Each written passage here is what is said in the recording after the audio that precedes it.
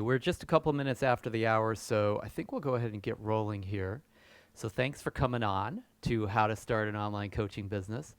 We're going to go ahead and just jump right in because we got tons to cover tonight, and I want to make sure we cover everything that we possibly can with plenty of time to spare. So let's get the slides going here. You should see my slides. I hope that the audio has come through okay as well. So far, I think we're looking okay.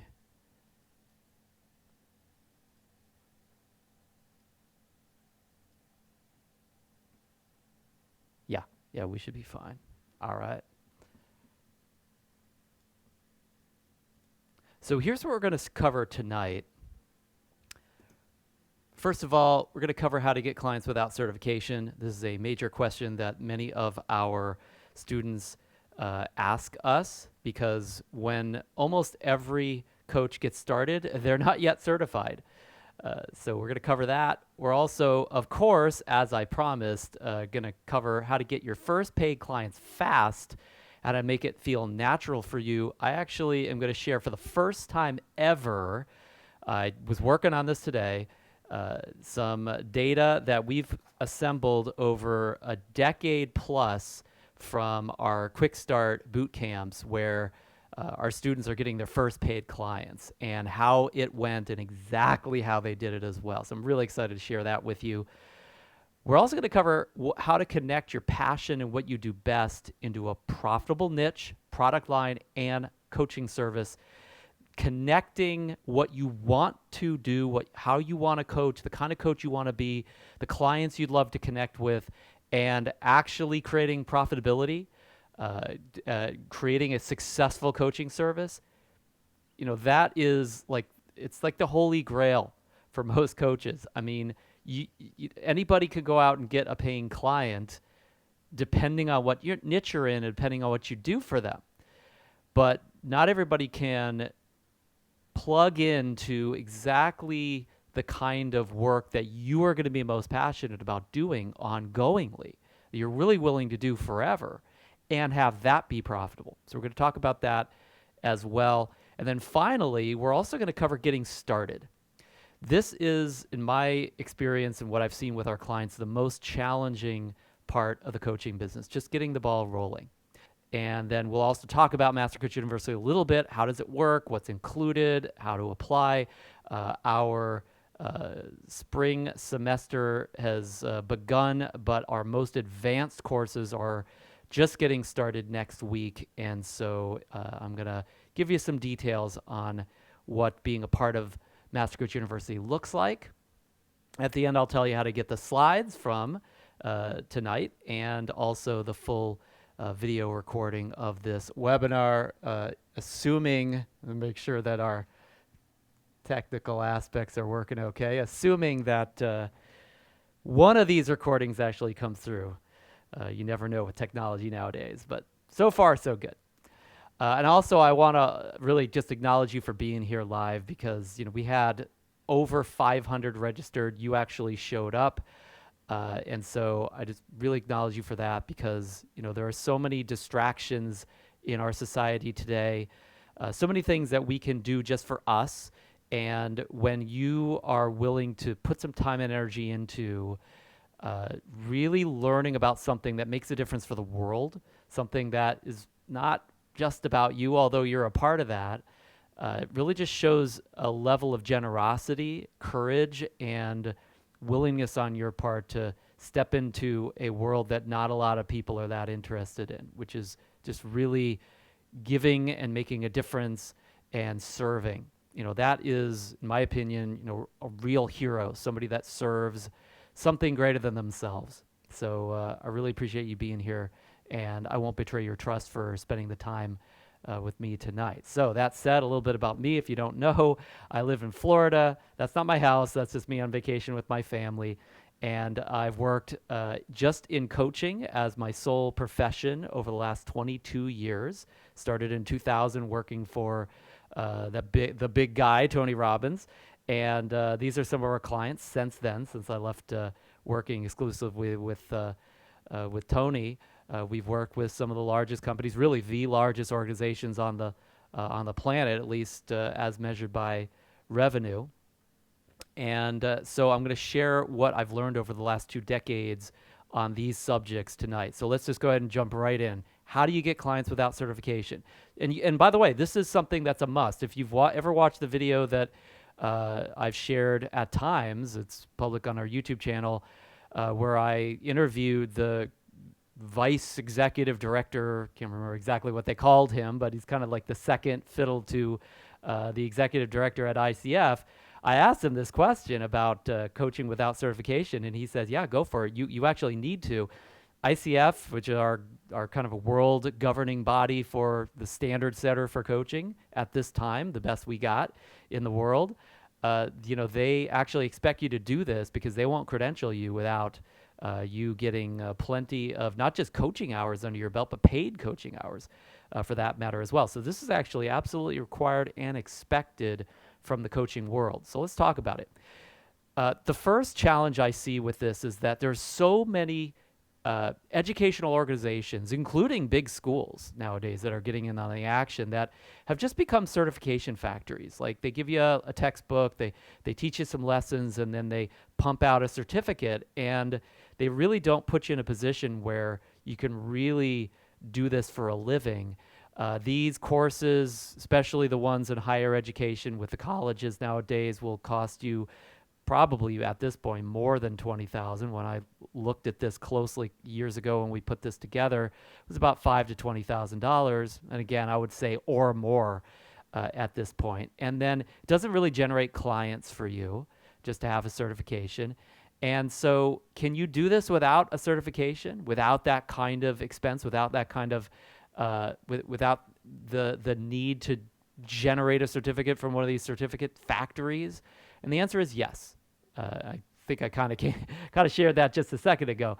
And the reason that's true is that the reality is certifications are very much more about confidence than anything. It's more like permission to do what you probably can already do to a certain extent.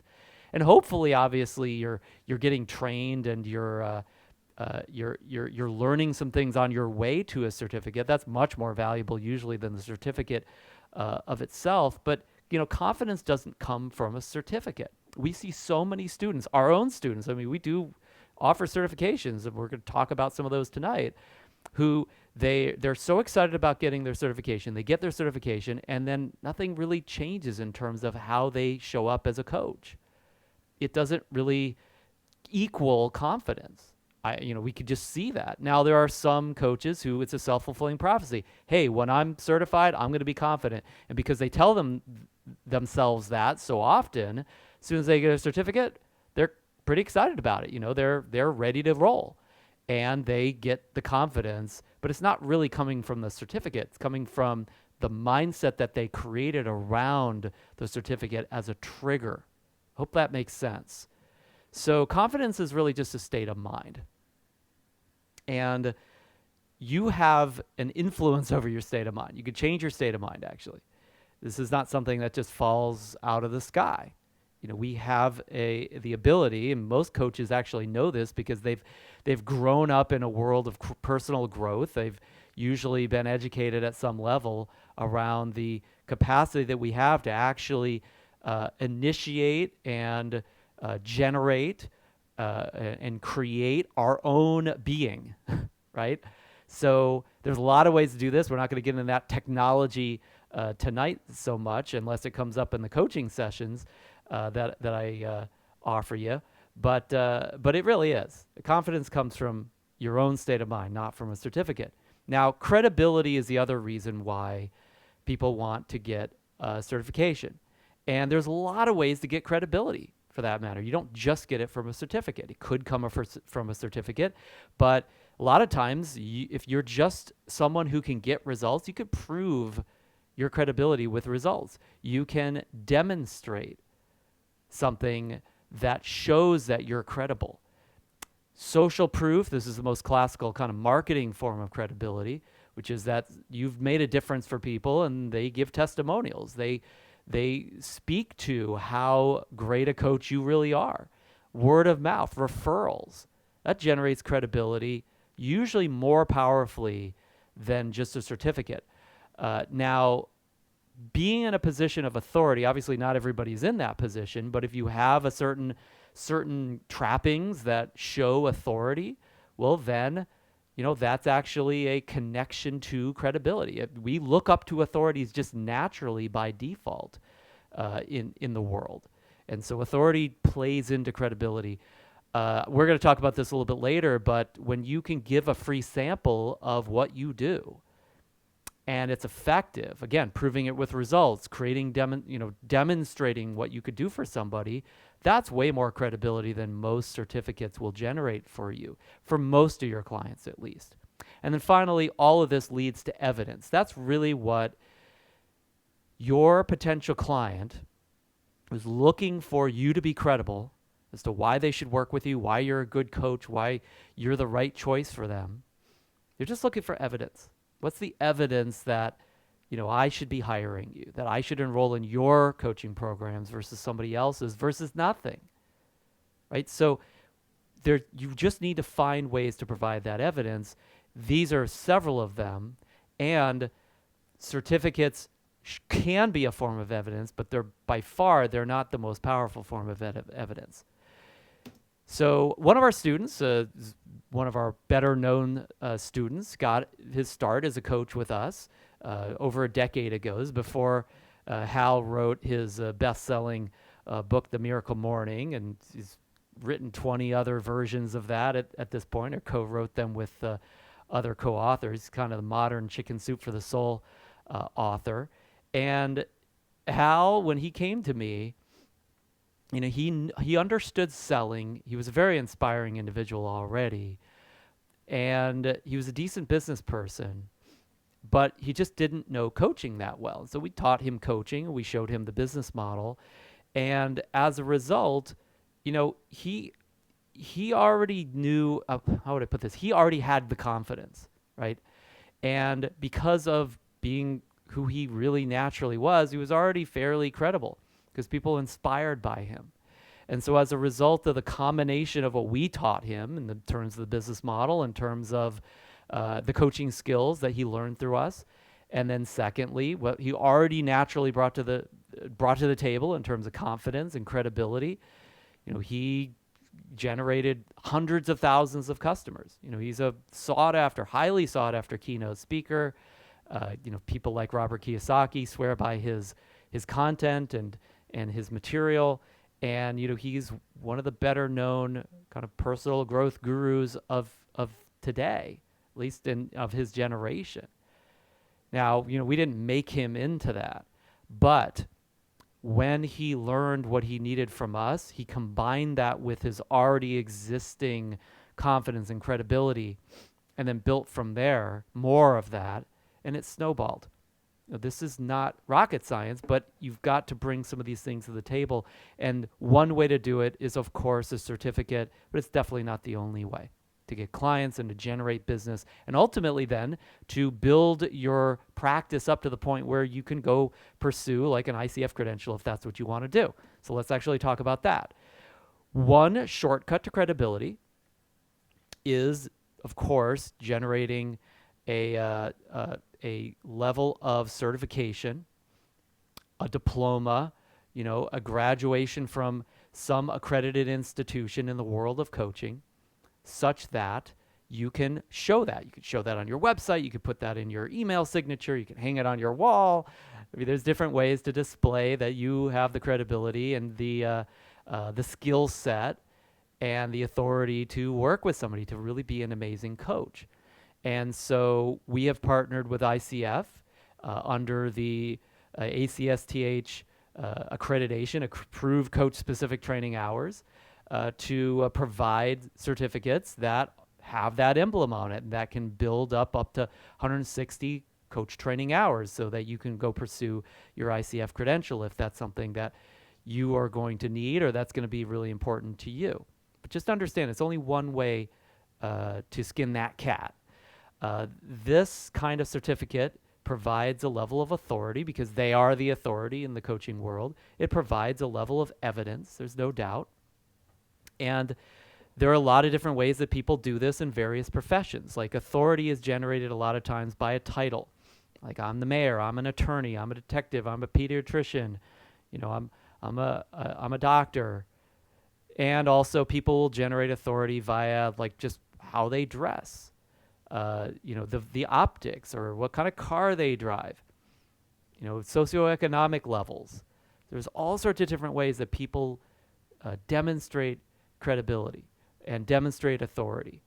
And a certificate is, of course, one of those. It's a form of evidence that is commonly used. I mean, if you get a diploma or a doctorate, let's say, and you are, heralded as an MD, people just, it's kind of like their shortcut to knowing that they can come to you for medical advice, let's say. So that same kind of idea, that kind of oversimplification of why you should listen to somebody, why they're worthy of working with in a particular niche, in a particular area. Well, in the coaching world, that doctor is, these various ICF credentials. So for years, Master Coach University was not accredited. We didn't really have that much of an interest in partnering with ICF to generate these hours, because of exactly a lot of the things I've just shared with you. But our director of credentialing, Alan Myers, he actually generates the coach credentials for the U.S. government. He runs the HHS kind of universal coach training boot camp for coaches within the government hierarchy. He came to me one day and he said, Jeff, this is a real missing piece, because coaches need this as a kind of a shortcut to generate authority, credibility, evidence. And I told him what I just told you. But then he said, that's all fine and dandy, but not every coach is going to do that initially. This is something where you can really give them a leg up. Not to mention, as you pass through these hoops and as you've actually have to formulate your trainings such that ICF gives you your accreditations and approves those hours, you're going to be delivering another dimension of how the world sees coaching through these core competencies that ICF has codified, in kind of the historical backdrop of the world of coaching. Powerful questions and direct communication and on and on. The different various ways that we contract with and engage and make agreements and create realities with our clients to generate breakthrough results, so to speak. So we did it. This is exactly what we did. It was about a decade ago at this point. And the reason why part of the reason why I think Alan convinced me on this one was that when we looked at all the various ways that we could actually codify the work that Master Coach University does through accreditation bodies, we made some comparisons. And of course, we started with ICF, and we looked, and at the time, and they've grown since then, since their 20-year anniversary. But at that time, they were hovering around 15,000 credentialed coaches. And we looked at the other credentialing bodies around the world, the ones that were somewhat respected. And the next biggest one was the BCC, the Board Certified Coach, at 2,600 coaches that are credentialed. And then we had those that are in Europe, the IEC, EMCC, and they're like in the hundreds, if that. And so after looking at this, I realized, really ICF is the only game in town. They're the ones that have really got the resources and the breadth and the studies and the kind of the backdrop for true credibility. And they're the only accepted credentialing body for most Fortune 500 companies, the U.S. government, European coaching, all around the world. They're the ones that people look for. So with various types of coaching, you're going to work with executives, you're going to work in corporate coaching, you're going to work with government contracts, and they are embracing this idea of coaching. Many of them require coaches, or at least offer coaching to most of their executives nowadays. So because of that, they also want to make sure they're not making a mistake. They're not just offering, they're not just they're not just endorsing somebody that really, is not already passing muster with the standards and practices of coaching. And so this is a real ticket into some of those opportunities. And of course, as I mentioned, it can be a shortcut to credibility. But you do need to do this before you generate that ICF credential. And these other ways that I've mentioned are the ways in. They're the ways to get there. So there's a lot of benefits to this. People that are thinking about hiring you as their coach, they're going to Google you, chances are, because as coaches, as leaders, we are going to be seen through a microscope. People are going to look at us pretty closely because they want to know that they can trust who's actually the source of transformation for them, the source of advice, the source of empowerment, especially intimate one-on-one coaching relationship, and also, frankly, in any kind of group context as well. So they're going to Google you, and when they do, if they find you on ICF's list of coaches, if they find your credentials, they get to discover that you're worth your salt. They get to discover that, you're for real, that you're not just somebody who claims to be a great coach. It also generates instant authority with your audience. This is, again, kind of a shortcut, if you will. Again, there are other ways, but this is one of the fastest ways that you can generate credibility through relating to an audience or relating to a group of people through, hey, I have this credential already. I know what I'm doing. And also, it's a great key for, within some niches, higher paying clients as well. When you show your credentials, it is a justifier for why somebody should pay a substantial fee versus just a nice person or even an effective coach. I see a lot of effective coaches who have trouble charging with what they're really truly worth because the individuals that are enrolling in their programs don't feel justified in paying a lot more. So their enrollment rates drop off precipitously when they reach a certain price point, when they reach a certain fee. Right? This is one way to increase those fees. So this can definitely pay for itself. And it's not necessarily the first place I would start for many niches. And again, there are other niches where this is absolutely what the doctor ordered. Like I said, working with the government, working with Fortune 500, doing executive coaching, any kind of coaching in Europe. There are other use cases, but those are some really substantial ones. Plus, you also just know that you're going to get great training when you're working with an accredited organization like Master Coach University or many others that you can find on ICF's website. All right, so let's talk about how to get your first paid clients fast, how to make it feel natural for you. This actually plays into getting started as well, but let's just get to the answer around this first. So the way to do this, let me explain it this way.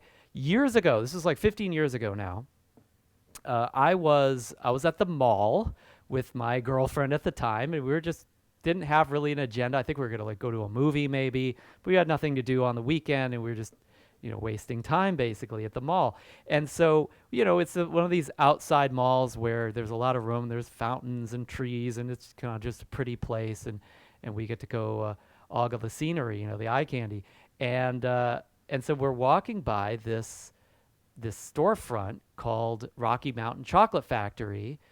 And, we neither of us have a major sweet tooth and we're not like big candy eaters or junk food eaters. So we were just going to walk by it, but we could smell something coming out of the open door. And so we kind of we're going to kind of look in the window. And as we got closer, this uniformed member of their team, I guess, walked out with this tray of sweets, right? Just cookies and fudge and all sorts of stuff.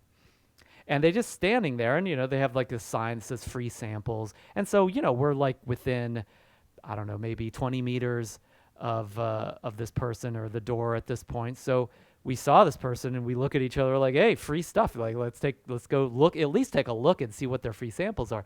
So we get a little closer and we see there's some amazing things, and we kind of grab a free sample off the tray, and it's really, really good, and everything smells amazing, and we're right at the door, so we're like, okay, well, I mean, we should probably at least go in. I mean, I can't remember if it was whether or not whether we're obligated to go in, like, hey, we just took something, we should at least look around, or it was like just really good, and we figured we're curious, let's check and see, what else they got. But we went in, and so we're walking around a store that looks kind of like what the slide here looks like, except for on each of these little areas that had all these different confections on them, there were free samples. And so we tried a free sample of this, tried a free sample of that, and before you knew it, we were walking out of Rocky Mountain Chocolate Factory with like $30 worth of unplanned candy purchases because we tried a little bit. And we didn't want to just eat the whole tray of samples. That would be kind of uncool. We tried a little bit. It was so good, we wanted more. We enjoyed what we got that was free, and then we wanted more. And that is the way to get those first paying clients and make it feel comfortable for you, just the way that they do at the grocery store, they do at Costco, they do at Rocky Mountain Chocolate Factory. You give your potential customer something that was good, that they really experience the power and the value of what coaching could provide, then they want more. So free sampling, that is really the key. And we're going to cover this in more detail than I've ever covered, at least in a webinar like this tonight. So let me show you. I'm going to show you actual data on this, because I do get challenged on this sometimes with some of our students, for that matter. They will say, "Hey Jeff, so I've been told that I shouldn't give my coaching away for free. That's a joke. Nobody's going to pay me if they can, buy the cow if you can get the milk for free." Or they'll say, I don't know that I have time to give all this coaching away and run all these free sessions like that. That's something I can't get this thing started if I don't have enough time to run these sessions, right? Or, hey, is this really the way to do it? I mean, is this really what leads to paying clients? Because if you give a free session, it's like, how do you actually get them to enroll? Just because they get a free coaching session doesn't mean that they're going to sign up for coaching, right? And so the bottom line is this, is that I'm not going to tell you that no one has ever enrolled in paid coaching without having done a free session, because I'm sure it happens. Personally, I've never done that.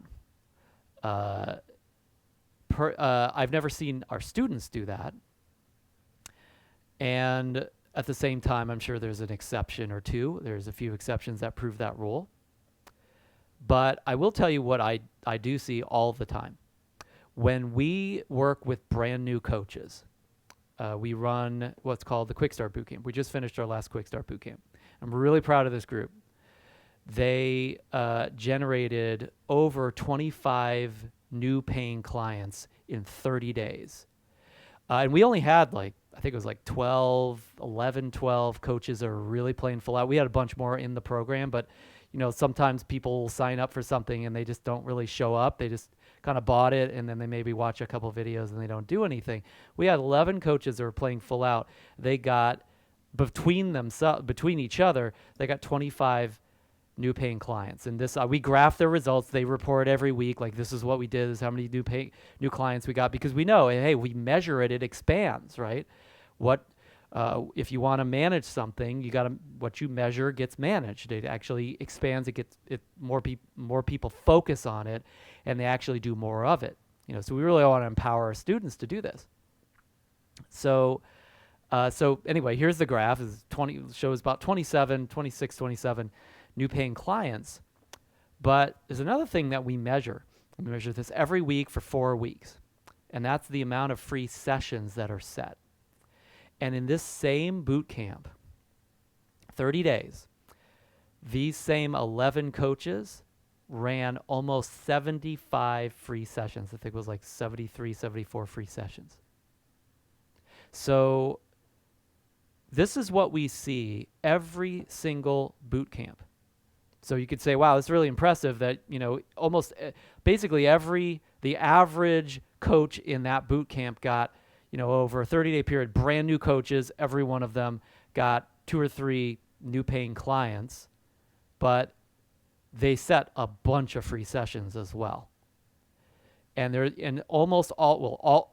pretty much always. I think I've never seen an exception to this. I don't think. I mean, basically we'll look at the graphs tonight, but we always see that for brand new coaches, at least, they always set more free sessions than they get new paying clients. By the way, that wasn't even the number of free sessions that those coaches ran.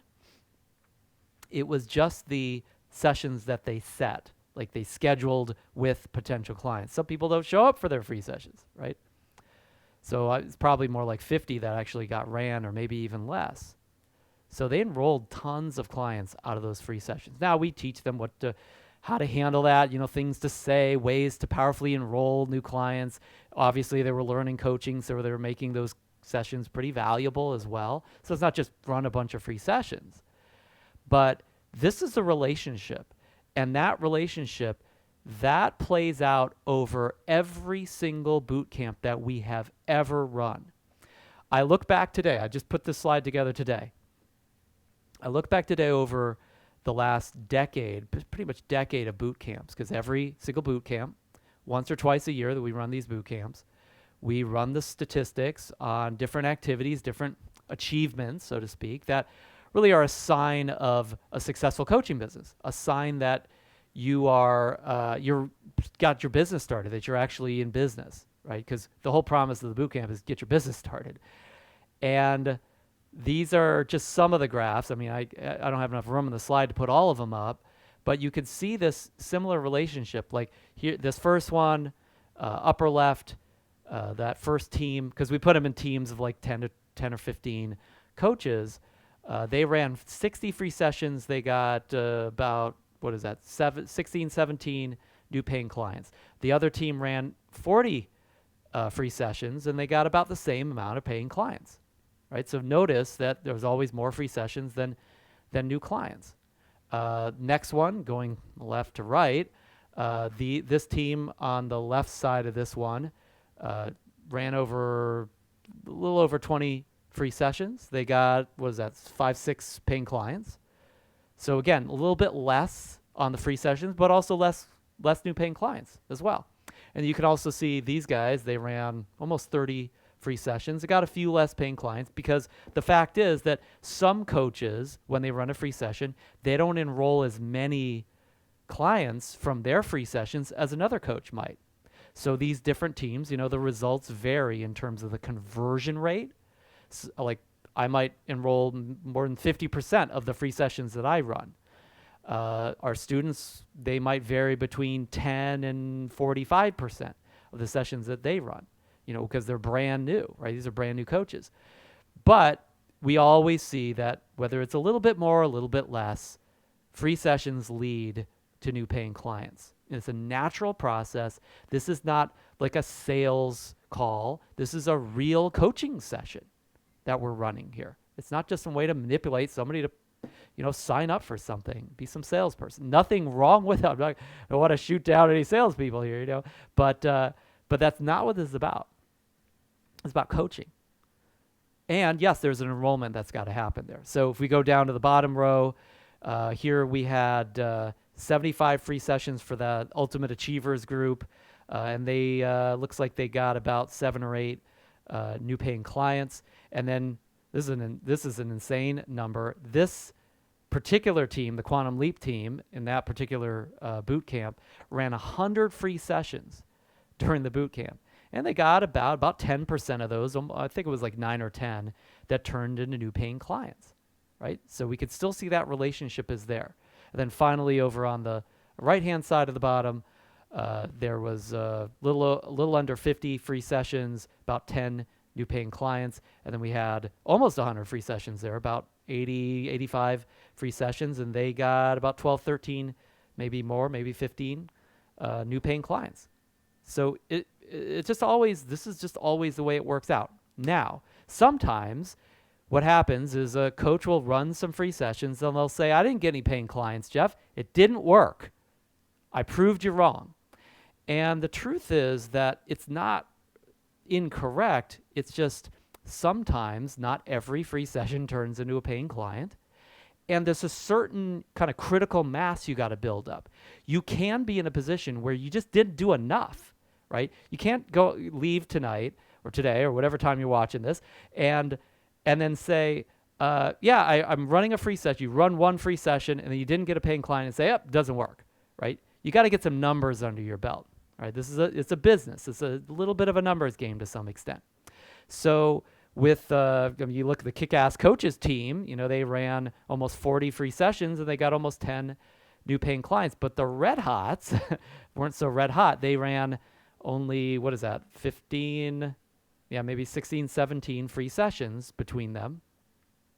Didn't get any paying clients. No new clients. And now, by the way, you might say, well, that's a lot of free sessions. Not really. Maybe to try to run that many free sessions in a week or two. Yeah, okay, that's fair.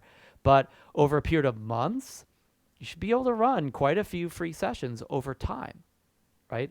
So imagine this is just one coach that ran, 16, 17 free sessions. You haven't gotten a single paying client yet. You think it'd be a little down in the dumps about that? Maybe a little resigned, maybe a little doubtful about whether this is going to work? But the truth is, by the time that same coach gets to 50, 60, 100 free sessions, they're getting paying clients. It's just the law of averages. Eventually, even if they're not the most amazing coach, some people say yes and they sign up for coaching, right? Of course, you want to get better over time and improve, not just do the same thing over and over again. So why were there no new clients for that particular team? They did some free sessions. The real reason is it just wasn't enough free sessions. So that free sampling is the key to getting your first paying clients at least and having it be natural for you. So do 100 free sessions. That's the challenge I would offer you. Create, set the bar at 100 free sessions before you really start doubting yourself or doubting coaching or doubting your clients or doubting the economy or doubting whether people would really pay for help. Like, run 100 free sessions first. Then let's talk about whether what you're doing is working or if it's perfect or if it could be improved. It probably can. You can always get better. But you do 100 free sessions, we're going to have a whole different conversation. You will be a different coach by that time, and you will be in business. I can promise you that. Now, how do you generate those free sessions? A lot of different ways to do it. We're going to talk about some of those online tonight because this is about how to get an online coaching business started. But speaking is a great way. Nowadays, speaking is done a lot more online due to COVID. But bottom line is, the speaking business is one of the highest paid professions in the world. And if you're willing to put yourself out there, stick your neck out and speak in front of a group and share value and then just invite them to do free sessions with you, you're going to get a lot of free sessions. We see some of our most successful students. Hal Elrod's a great example. Yes, he's an author, but he only was best-selling author of Miracle Morning after he had done tons of speaking, and he was signing up clients like crazy. He was a six-figure coach like his first couple of years in business. I remember I was working with him. I was mentoring him at the time. And he came to me one day and he said, I've got a full practice. I'm making six figures. Like, what do I do now? And the reason was speaking. He spoke in front of large audiences and he was inspiring, and that was the call to action, was to work with him, and people just loved him. And so of course they wanted to work with him and they signed up for coaching with him, and he made a difference and he made money doing it. Now the internet's the one that we're going to talk about tonight. I'm not going to get into speaking, but because that was, again, the big promise I made in this particular call. So online, there is essentially an infinite audience, right? Now, obviously, people can get lost in the shuffle. So we're going to talk about tonight cutting through the noise and what structures you need to put in place so that it's feasible to actually generate free sessions online. But we do this every day. I'm going to show you my stats today as well. hopefully kind of inspire you to go for it and actually make this happen for yourself. Because, I mean, speaking is great, but not everybody will speak. Not everybody's got the kind of personality to do that. But on the internet, there's a million different ways to get the word out. There's a million different ways to add value initially so that people are suddenly now interested in working with you. That's all you really got to do. If you put out quality, you really help people before they're even in coaching with you, the chances are they're going to be pretty interested. Okay, now let's talk about how to connect your passion and what you do best into a profitable niche, product line, and coaching service.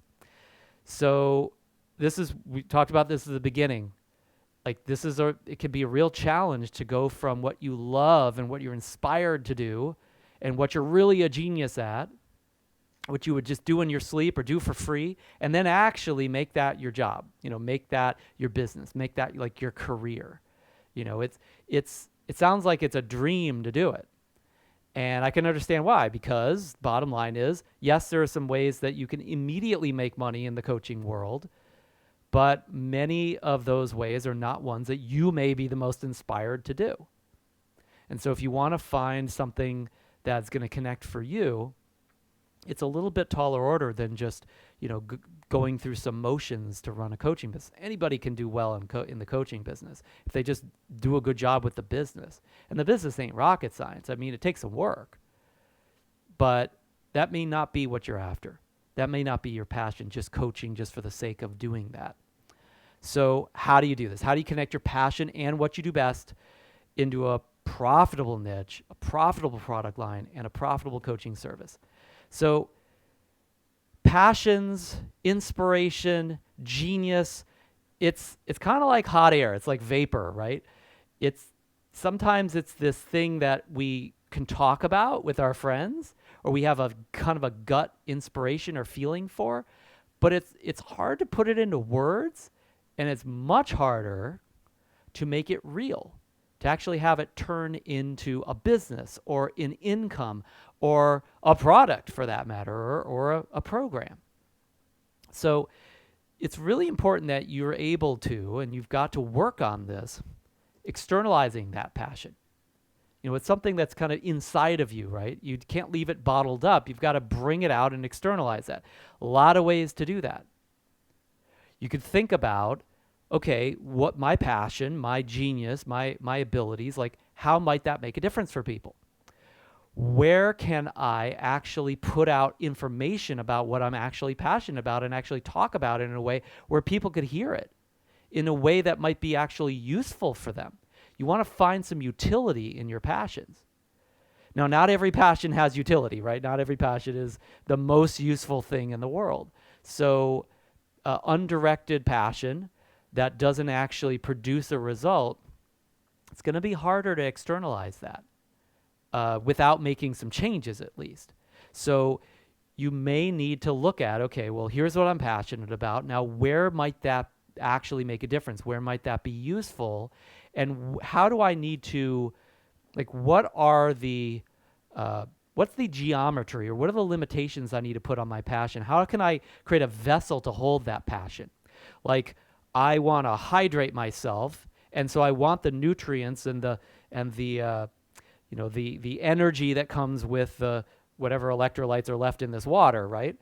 And so that's great, and I want that water, but without the limits of the vessel, without the limits of this glass, the water is going to just run through my fingers, is going to go everywhere, and I certainly can't take advantage of it.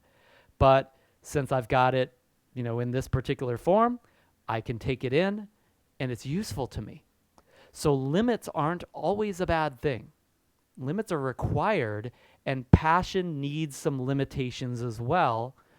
I don't want to say boundaries, but it needs a vessel to hold it. Because without that vessel, it just kind of goes, it does what this hot air did. It's depleted, it turns into a fine mist, and the energy of that passion is lost, and it's not put to use. And look, I mean, why do people get coaching, right? I mean, do they just get coaching just to talk to somebody? Maybe some people do. No doubt, just having a conversation could be helpful. But more often and more usual, especially for higher ticket coaching, for when they're really paying a serious fee, people get coaching because it's useful for something that they want, or it's useful for something that they're trying to solve, like a problem that they're trying to get past. Most of the time, these are pretty tangible things. They want to have great love or a great relationship or a great marriage or meeting the right people, or they want to make a lot of money, start a business, improve their career, something on a professional basis, or maybe they want to solve some health challenges. Those are, consistent problems in the world of humanity. Or maybe they want to lose weight, or maybe they just want to look better. They want to look their best. They want to be fit, healthy, energetic, or handle problems and barriers in those areas. These are pretty tangible things. I mean, relationships have emotion to them, but they have limits, right? Like we usually don't want, 10 husbands or 10 wives. We want like one, maybe two, but there's a limit to that, right? And that limit creates the vessel through which you can experience that, right? There's no limits. It's like, I don't even know what I won. Where's the goalpost? There's no measurability to that, right? And so results in relationship coaching, let's say, I mean, they're fairly measurable. Results in financial coaching or career coaching or business coaching, they're very measurable. You guys just saw some of the graphs with the business coaching I do for our coaches, right? We measure, that's tangible, real results that they actually got, right? So now, am I passionate about helping people make a career transition? Sure. Am I passionate about inspiring people to help others? Sure. Am I passionate about, working through people's challenges and problems and mental blocks and being inspiring? Absolutely. But the vessel for that in that particular coaching program, it's just a coaching program, right, is paying clients and creating those measurable results within that boot camp. And so I've externalized my passion in that particular area or those areas in such a way where I can say, here's why it's useful. And somebody could feel the passion. They could tell, like, I care. They could tell that I'm committed.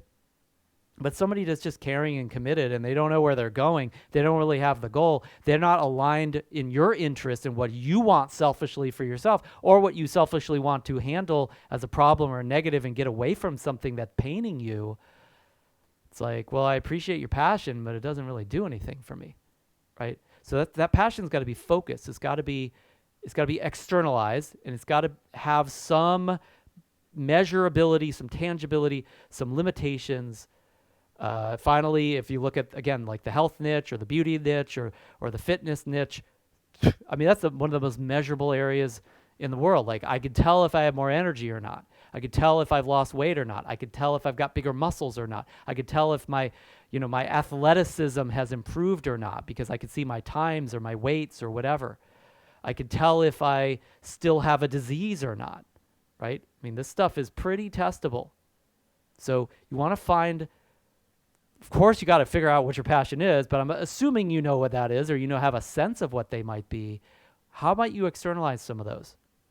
What I found is, and a lot of times we'll see coaches resist this. Like, I don't want to put a bound. I don't want to put limitations on this. I don't want to niche myself or pigeonhole myself. But what we find is that when you externalize this, you actually start hitting the ball with the bat, like you actually start producing some results with other people, your passion increases. It doesn't go down. And you'll find you're more passionate about the boundaries that you've set, right? About how you've externalized things, not because of that thing. Like, I'm not just passionate about, I love creating graphs of how many coaches got paying clients. I mean, so what? I'm passionate about the things that I get to do that lead to that. But I'm also passionate about that because that is my horse to ride on. That gives me permission to be who I love to be for the world, for those coaches, for those particular clients. So you become passionate about things that you might not have originally become passionate about or been passionate about when you can connect that with your passion and you make that a tangible horse to ride on for your passion. Put your energy into those things and let's see what comes out of it. Then you got to find a target customer for all of that, right? These measurable kind of results, like obviously not everybody's going to want everything that you offer, right? So you've got to think about like who are the people that are actually excited about those particular items. And then you got to learn like crazy. Let me give you an example. When I first started coaching, not first, but about 3 to 5 years into coaching, maybe more like 3 years into my coaching career, I was on my own. I had left Tony Robbins by that time, and I was struggling. There's no doubt. And I was looking for customers that I could help, and I was having trouble externalizing my passion. But luckily enough, I had family in an industry that's very passionate about personal growth, training, coaching, and development, and that usually needs that kind of help. This is a very entrepreneurial group. They're in the real estate sales industry. My family kind of comes from real estate, and so they were connected very much with these particular groups. And so I started doing little seminars for agents, and I would motivate them and work with them on their business, but I didn't really know what I was doing, right? I was just trying to kind of help them kind of take action, right? And so that wasn't like the greatest expression of what I could have done for them. That wasn't the most useful use of my passion for them. But then I started partnering with some other trainers in the industry. And those trainers had exact scripts and methods and strategies that these agents could use to expand their business, to make more money, to actually get some measurable results. And so they would hire me to coach their people, kind of get them to use this stuff. But I took advantage of those relationships. I studied all of their trainings, and they were happy to have me studying them because they wanted a great coach that really knew the product, right? And I started reading all the books on that industry and how you made money in that industry. And within about 6 to 12 months, I was more of an expert on an agent's building of their business and how they should run that business than any of them were. I always knew something more than them just by reading this stuff, because not a lot of those agents did. They had a little bit of training. They just go to market and hope that things worked out. And so that learning, repeated and over again, hours and hours and hours of that learning, suddenly made me an expert in that area. And we had built up, at the time, when 2008 happened and that industry started to kind of fall apart a bit, and I'll share a little bit more detail about what I did when that happened in a little bit. We were doing 20, 30,000 a month every month with just that one niche, just that one industry. What did I do? I externalized my passion. I found a target customer, and then I learned from the target customer, but I also learned while I was coaching that target customer as well. So you don't have to be an expert, but you got to have a customer, right? You got to know who your customer is and know where to find them. You don't have to be the best coach in the world, but you've got to find a way where your passions, your genius, your abilities can pay off with a particular customer. Then you can repeat that over and over and over again. Then you can start to scale. But this is where it starts.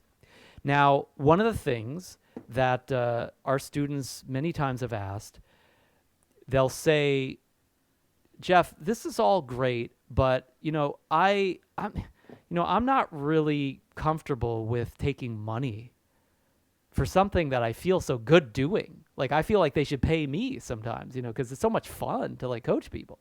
It's just this great kind of profound privilege to do it. And so I feel like I'm taken for people. I feel like I'm being selfish when I do that.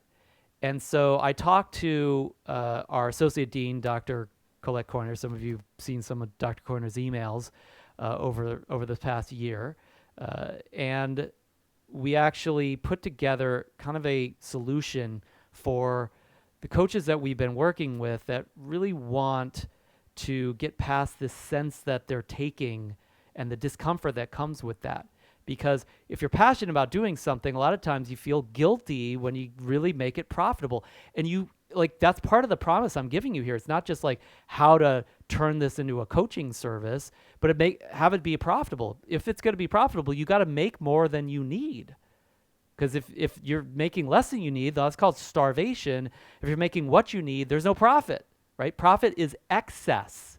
It's beyond what you have to pay just to live and just to keep the lights on, right? So to do that, we put together this altruistic flywheel method. And this is, you think of a flywheel, like, kind of starts slow. It's kind of hard to push, but as you get it going, it gets momentum, right? It keeps going. It goes faster and faster, and it goes higher and higher. This is the kind of thing that you want to see happen when your passion turns into something real, right? But you can't make that as profitable as humanly possible and expand the difference that you make in the world if you don't scale up, if you don't create profit. So our solution for this was, again, what we call the altruistic flywheel. And it starts with being yourself. It starts with just being authentic, admitting your failures and struggles, expressing your feelings, being vulnerable. That's inspiring all by itself. Like, hey, I was hoping that this would be different, or I didn't know that this is how it worked, or I'm really having trouble with this, or these are my failures, right? Sharing those struggles, sharing the things that you typically might cover up, that's what inspires people. That's what's irresistibly attractive.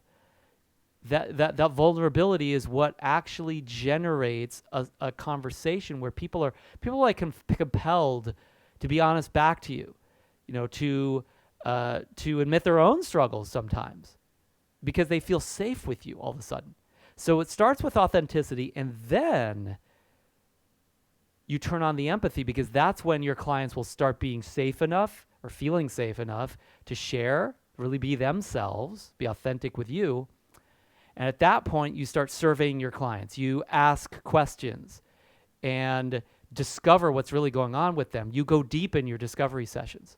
Or you really want to go deep and discover, like, what's happening with the people I'm talking to, the target market that I've chosen.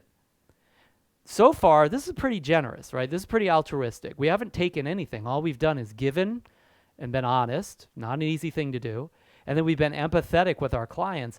But through that, we've learned some things. We've gained some insights that most of our competitors or most of the solutions being provided to that client really don't have a clue about, because empathy is not a typical thing in business. Most businesses aren't just sitting there super empathetic with their clients. They are a little bit more selfish, right? It's what the drive to get them to grow and be profitable to some extent. So we're gaining some real secrets about our customer base, about our niche, about our target market at this point. That's when we start creating the generosity of offering solutions that leverage that insight. So we take what we now know, and we turn that into solutions. We create bonuses that go along with our coaching programs. We upgrade our programs, take it to another level, set it up so that it's really going to serve. We also help non-clients in the process. We run free sessions. They're not clients yet when you're running those free sessions, and then maybe push out really amazing content on the internet or give speeches for free. There's all sorts of different ways you can help non-clients. And when you're helping those non-clients, leveraging the solutions that came from your tremendous empathy in discovering the secrets of what's happening for people, well, that's irresistibly attractive. People will be fighting to pay your fee if you really do this effectively. And so far, all we've been is authentic, empathetic, and generous. There's no taking here. Yes, you need to take the money, right? You need to be able to accept credit cards, right? But that's almost a formality. This is really the real work is done. Like, I don't think about taking money day to day, right? But I regularly generate 10, 20, 30,000 a month in income because I have systems that allow people to pay. I have boundaries on the prices that I need to charge, right? I got to keep myself honest with what the appropriate fees are. And then I let the admin take care of the rest. Then I can concentrate on what I love. I can concentrate on being altruistic, right? And I get to be a little selfish in the process too, right? But I don't have to make that my life, right? So this is the flywheel I would recommend that you get involved with, but this happens after you start externalizing that passion. This happens once you've connected some of those dots, because to do this just randomly, well, it's better than nothing, but you really need a target market where you can be authentic with them, generate empathy for them, and then generate solutions for them. That's when this becomes scalable and repeatable. Does that make sense? That's the idea. Okay, now let's talk about getting started. This is one of the things I promised today at the at kind of the back end of what we're talking about here in this particular conversation. So there's one big secret to getting started, and you might not like it, but I really respect that you came here, that you put the time in, and that you're still in this conversation, because like I said, most people sign up for stuff and they don't even show up nowadays. But with you being here, I really feel compelled that whether this is a sexy answer or not, that it's one that I share with you fully and honestly. So this is what it takes to get started. And although there's a lot of things that will be helpful for getting started, this is the one that's a must. You can't get started without doing this one thing. And if you do it, you will get started. If you do it enough, you'll get started. If you don't do it at all, or you don't do it enough, you won't get started no matter what else you do. It makes no difference how many certifications you get, how many trainings you get, how many books you read, how amazing you are, how much time you've meditated, how many personal growth seminars you've gone to, how many cool people in the industry you know, how networked you are. None of that's going to help you if you don't do this one thing. This is the key to getting started, and I'm going to share some others, but this is like, if I had to say one thing, this is the one thing. Spend the time. That's what it takes.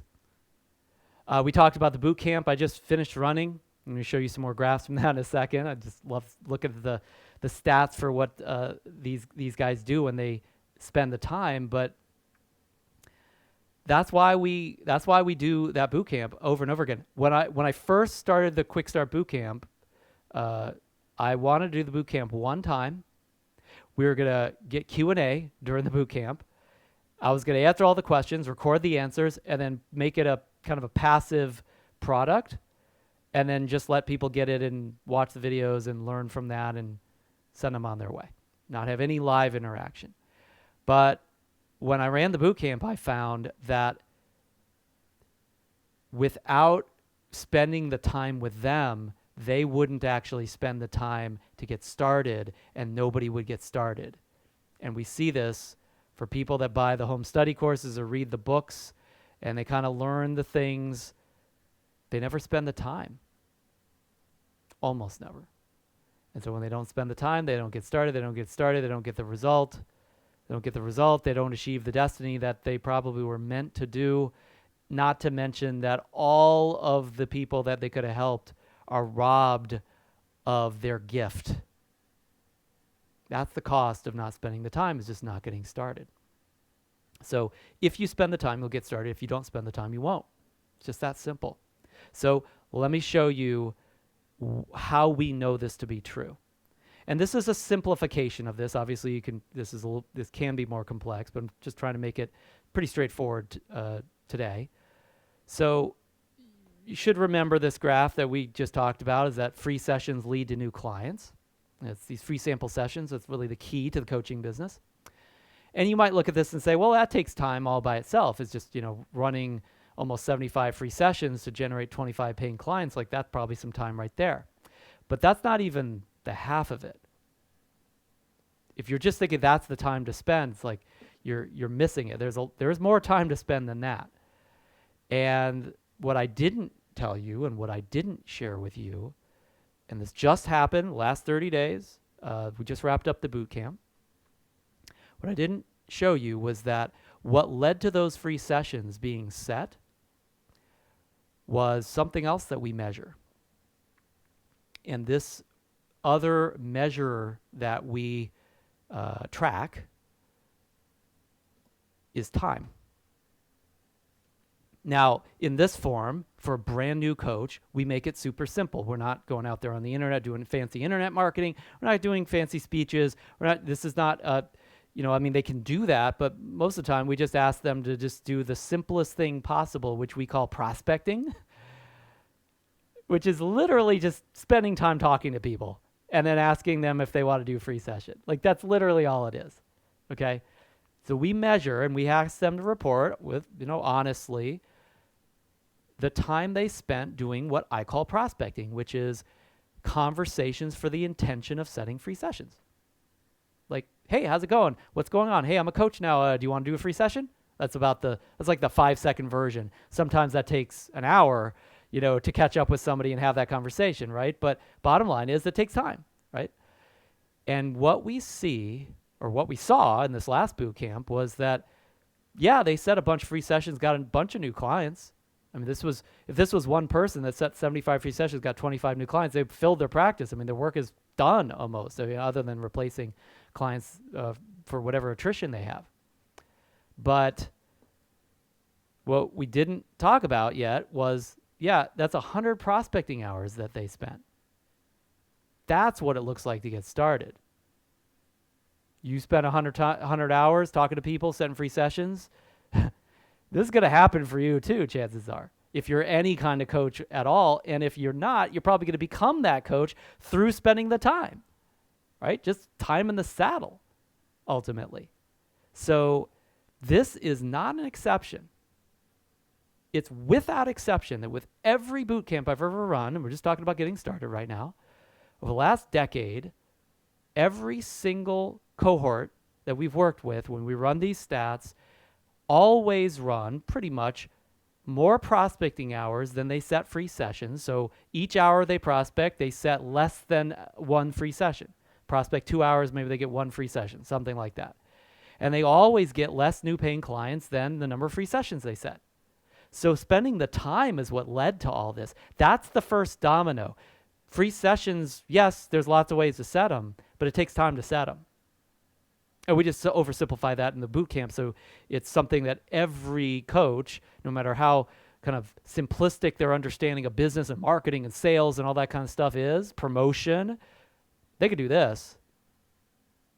Just spend the time. And so what makes the difference between a coach that never got started, never got their clients, never got paid, and a coach that does, not any of that other expertise stuff. It's the coaches that we see that actually got clients, they spent the time. We just call it prospecting hours as a simplification of that process. And here's the, throughout the last decade, and it's not every single graph, I just, brought up the ones that are easiest to read. You'll see with, I think it's like one exception. There's one exception in these graphs where the prospecting hours was always more than the free sessions they set, which was always more than the number of new clients that they got. These are brand new coaches, know nothing about coaching, nothing about the business, or maybe very little, right? We're just teaching them, in a period of weeks, they're producing these kind of results because they put the time in. Because we asked them to. We held them accountable for doing it. They celebrated putting the time in. They made putting the time in their guru. Not some technique, not some method, not some other guru, not some other person, not some certificate, the time. And so when everybody else is looking at all these other things, they're looking at the time and they're putting in their time, and they're the ones that are getting started. They're the ones that are getting new paying clients. Now, sometimes in the first month of coaching, it's like 2 paying clients, right? It's not a ton, but they got started. And it's much easier to go from 2 paying clients to 5 than going from 0 to 1. The inertia of 0 is tremendously challenging for most new coaches, most of the time. So you'll see, 100 prospecting hours, 75 free sessions, 110 prospecting hours, 100 free sessions. Here's one exception where they did like 85 prospecting hours. They got like 90 free sessions. They got a few more free sessions than the number of prospecting hours. That's like 1 out of like 3 exceptions we've seen over the 20 boot camps that we've run over the years, right? But all these these are just all different boot camps, and the graphs we've run from what our students have told us. This is not what I told them that they were doing, not what I guessed at. This is what they reported to us.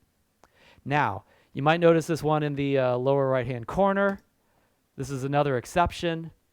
And I want to zoom in on this one really quick in terms of spending the time. Now, notice that the kick-ass coaches, this is one of our examples, they put in 45 prospecting hours. They got almost 40 free sessions. They got almost 10 paying clients.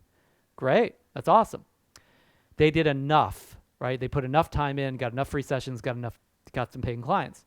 The Red Hot team, though, this is really interesting to me. They put in less than 10 hours of prospecting. They didn't really spend the time. So our boot camp, we asked them to do it, did the best we could to get them motivated. They, in aggregate, that group of 5-10 coaches, whatever it was, didn't put in much time. Kind of phoned it in during the boot camp, right? Doesn't usually happen, but yeah, this is one of the examples when it happened. What was really interesting about this is that they still set a bunch of free sessions. They set more free sessions than the prospecting that they did, which is that's exceptional, right? That's an exception that proves the rule, as you just saw. So they did about 5 hours prospecting, 6 hours of prospecting, got about 15 free sessions set. It's like, wow, hey, I don't have to prospect that much, but notice no new clients. So they didn't put enough time. They didn't do enough free sessions, therefore they didn't get any. They goose-egged on new clients.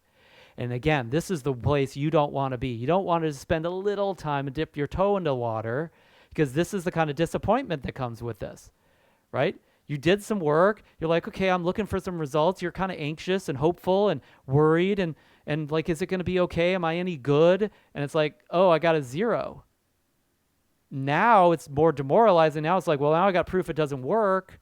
You don't want to let yourself do this. And the reason why they got no new clients is not because there's something wrong with them. It's because they didn't put in enough time. It just wasn't enough time. That's it. Put in the time, you'll get the results.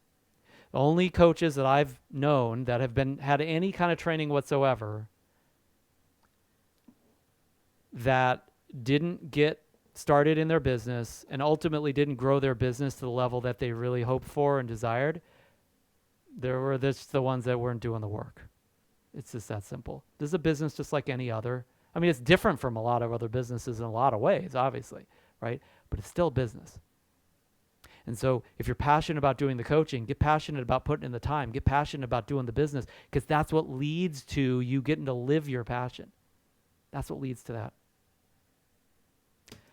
So I'll give you a little bit of an overview of what getting started for me was like. I mean, I started in, some of you have seen my video around getting started in the trailer, after already having been a coach for Tony Robbins, left Tony Robbins, kind of went downhill for a little while, got into a little bit of an abusive relationship and had some real challenges in another business that was outside of the coaching industry that I thought I should be doing, but I totally was not passionate about. And kind of broke off from all those mistakes in my life and ended up with, about $7,000 to my name, living in a trailer, trying to figure out my next move. And I decided, I might be a good time to get rolling on what I really am here to do in the world, rather than going off the rails with all these other pursuits. And so over the next 2 or 3 years, I struggled quite a bit. But after finding some of the methods that we'll talk about tonight, I was, getting to the point where I was making very, very good money. And some of you have seen some of the videos where I talk about how I've made, $30,000 a month coaching and, in the coaching business. And so how I did that was speaking in seminars and workshops, and I built a team. I hired and trained coaches. That's kind of was the beginning of Master Coach University in those days, just getting coaches that were good at what they did. And then started, consulting and coaching and doing these different things with different joint venture partners and some of our own sources of business as well.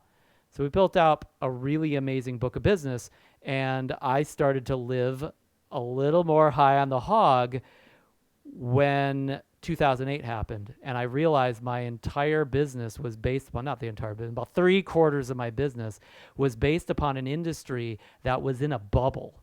And I had grown along with that bubble to a pretty significant lifestyle and income. And then my business started getting crushed along with the popping of that bubble as well.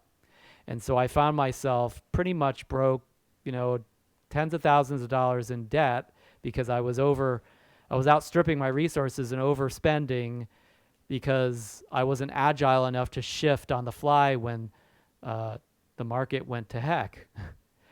So I was reconsidering everything in the business at that time. But one of the things I got lucky around was that some of my network had invited me to learn from some of the top internet marketers in the world because they happened to work for them in San Diego and LA. And so I started joining some of these communities, and I saw that they were, had some ways of generating business that were novel compared to what I was doing with joint venture partners and speaking. I said, I should probably try this. I should probably try to make this work. And of course, at that point, I now suddenly had enough time to actually figure it out. And so I decided to take a month out of town, out of my business. I flew out to Peru for a month. And this is actually a picture I took on the beach. This wasn't in Peru. This is in Dominican Republic. But, similar kind of spot where I was figuring out how to go online. And I was pretty much starting from scratch. And so I had no interruptions and spent day after day just kind of building up the different resources and assets that were required at the time. Not an easy thing in 2008, 2009. There weren't a lot of tools like there are now for building that business. So a lot of technical hurdles. But got it started, got it rolling. And within about 6 months, I had my first paying client from that. And they actually refunded, but very soon after I got another one. And within about 12 months, I had a significant income from just online business that was flowing to me. And within 2 years, I was back in the realm of doing about $15,000, $20,000 a month. And at this point, a lot more of it was fairly passive because a lot of it was automated online.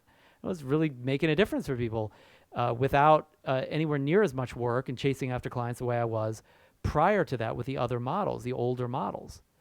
And so I was back high on the hog. I was loving life. I mean, I was able to travel for months at a time, take long-term vacations, kind of mini retirements, as Tim Ferriss likes to call them. And it was amazing, the experience of being able to make a difference, change lives, make a difference for people, do what I was passionate about, and also have the freedom and flexibility and the cash and the income and the capital to live an amazing life, an amazing lifestyle as well. And very soon after that, we started sharing how I did this and my team did this with some of our students at Master Coach University.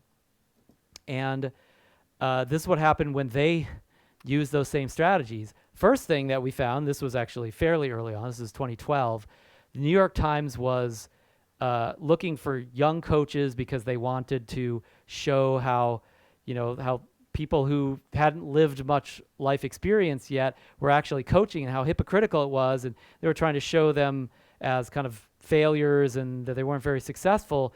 But they ended up finding a bunch of my clients, a bunch of my students who were some of the more successful coaches around, and they were in their 20s. And so they ended up writing an article about Master Coach University and the Quick Start program and how these guys got started and how successful they were. One of those coaches at the time who was in that article was Stewart, and he was actually really struggling at the time. He was one of our students. But we showed him how to master free sessions and how to integrate that with our online coaching model.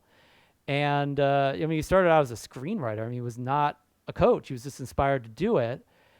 And he called me up like 4 or 5 years ago now. It's been a while, but it was a while after he started implementing what we taught him, and he's got months over $10,000 now. He's doing phenomenally well. So spending the time is critical, and I think that if you look at what I just shared, like in terms of going online, I had already gotten my business started. I was already doing well. I was just going through kind of a crash at the time in terms of the market that I worked with. And I had to reset my business. I had to restart. A lot of people are doing that right now due to COVID, right? So like pressing the reset button. And I had to start all over again in a way. But all I had to do in order to do that, other than have a strategy that made sense, I had to think about that a little bit. I just had to spend the time again. That's all I had to do. I had to put the time in, and I took that month off, and that time is what built the businesses and the inflow of clients that I enjoy and our students enjoy today. So I'm really grateful that I did spend the time, and I hope that you do too. So spend the time. Do 100 free sessions. Get rolling online now. I mean, the earlier you start, the faster you can actually build something here. Now, starting online is a little bit different. I mean, obviously, you're not just going to make a bunch of phone calls. That's not exactly an online strategy. So let's talk about that. Let's talk about how to get rolling online. So there's 3 steps to start online. The first one is you got to get some traffic. Right? Traffic is just attention online. Right? It's people coming to your website, people showing up at some of your online assets somehow. You got to get traffic. And the fastest way to do that is not do some kind of organic content strategy. Nothing wrong with that. You could totally do that too. But the simplest and most straightforward way is to pay for the traffic. You could buy a customer practically. In fact, one of the reasons you may actually be here at this event right now is because I paid for you to see something that led you to sign up for this webinar, right? So Google and Facebook ads are made for the average Joe. I mean, you got to be a little technically minded around some of it, but anybody can learn it if they really are patient enough. They spend the time. And yes, you can use SEO and organic content. That is a strategy that can work, but it takes about a year or two to really get it rolling. And so if you want to get customers today, pay for the traffic. That's really the key. So you got to get traffic. These are the 2 big ways that I advise to get it. And obviously there's a lot of detail to that, but it's pretty straightforward. And anybody can do this who's going to put the time in. Next, you got to capture leads. What happens if you just get traffic to your website and you don't capture the leads is nothing, right? It doesn't ultimately lead you anywhere. So the way to capture the leads is you use squeeze pages. Now, squeeze pages are just pages where they offer something for free in exchange for contact information. That's capturing the lead. And there's really nothing else that they can do. So it squeezes them through. If you want to continue down this road, I need to be able to reach out to you. That's really what you're asking for, a kind of a captive audience. So you want a captive audience that when you can email them, call them, contact them, nowadays DM them and instant message them or SMS them. You've got ways to do that, right? You have a way to actually reach out to them whenever you need to so that you can give them an opportunity to actually work with you. So squeeze pages are the key to that. And so for instance, this squeeze page within our business consulting division, underground best practices of productive teams, when they click that little button, they get a little pop-up. It asks for the email. All of a sudden, we got you. We've captured you as a lead, right? You're going to get some value from that. I mean, we're going to get some free coaching or some videos or some work, something that will help you. But then I get to reach out to you for as long as you allow me to, until you opt out, basically. That's a pretty cool opportunity. And the reason why is because if you could give a speech in front of 100 people, that'd be pretty valuable, right? You're probably going to get some free sessions from that, probably some paying clients. I mean, that's a pretty logical continuum. But what if you could go back to those 100 people tomorrow and speak to them again? And then the next week you could speak to them again and again and again and again, like for years. Now it's not just, 100 people and you're going to get a couple clients out of it. You might end up getting half of those people to become clients over time because you got the time to win them over. You got the time to really express your caring for them and show your generosity, to listen to them and discover what's going on, how to help them. That's the opportunity with capturing leads. It's way more powerful than speaking over the long term. And the short term speaking is definitely, an amazing business strategy. But this is where we can always go back again and again to get more customers, more clients, our database of leads. And then third, You want to become friends with those leads. Obviously, you're not friends just when you have that first transaction. They might have gotten something from it, but they don't really know who you are at this point. You're still kind of strangers. So you got to become friends at that point. And so we put these leads into a database, and that database allows us to reach out to them. So, for instance, if I want to write you an email, I can write a single email to you, or I could write that email to you and 10,000 other people. And the way to do that is through your autoresponder database. That tool it's one of the most valuable tools in my arsenal, because that's where my captive audience can still get value from me, and I can give and give and give, and we can really become friends too. That's an absolute critical thing. It's really hard to enroll somebody in coaching who doesn't already feel a rapport with you or a friendship with you. It's not an easy thing, right? But with your friends, it's like you just level with them and say, hey, look, I really want to help you. Let's do a session. Hey, you should sign up for coaching, give you a friends and family discount, and all of a sudden you got a client, right? That doesn't take that much. That's the easiest enrollment you'll ever have, unless you got some issue around your friends, right? And that's a whole different separate seminar, a whole different webinar on that one. But most of the time, people who we're friends with, we have trust, we have mutual respect, we have rapport, we care about each other, and we can just be honest and vulnerable and generous. And then it's just a question of, are you willing to transact with them? And if a lot of people you're going to coach are people you care about, people that are your friends, you probably need to make some money in order to do it, right? I mean, how many of us go to the local market or some small store and we go there again and again to get something or get our groceries or whatever, and we become friends with the people that are there? Now that we're friends with them, we won't pay them? That doesn't make any sense, right? So we pay friends too. That's okay. So you become friends. And again, this is not like best friends, like, BFFs. This is like professional friends, right? Where we have a congenial, collegial relationship, right? So those are your friends that you're gathering in your autoresponder, and you're emailing them, or nowadays, once again, you can direct message people, you can SMS them. There's all sorts of different ways there's variations on that particular relationship, the auto response relationship. But you want to kind of automate that to make it doable so I could literally talk to 10,000 people today if I wanted to. It's not going to take, if you wanted to send a single email to 10,000 people, you'd never have enough time, right? You could hire 10 people and, it'd take weeks probably to do. But click of a button, click of a mouse, you can do it with this tool. So email communication is a great way to do it. Obviously, again, there's other forms nowadays, but email is still a phenomenal and very useful tool. Don't make the mistake that a lot of individuals make when they first work with us on this basis and say email marketing is dead. You can't email people anymore. It's just going to get stuck in spam. That is so wrong. That is one of the biggest mistakes you can make. If you think that, you don't know what you're talking about.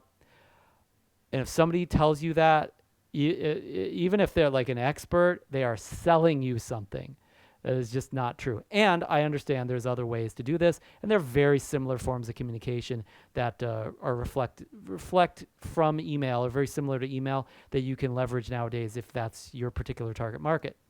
And then just add value. You can add value doing that again and again and again for free without expectation of return. You're going to be friends. Once you're friends, guess what? Free session time, right? But it's just harder to generate a free session from somebody who's a total stranger for most of us, right? So we create that relationship where people want to work with us, and then we give them a little bit for free, and we're off to the races.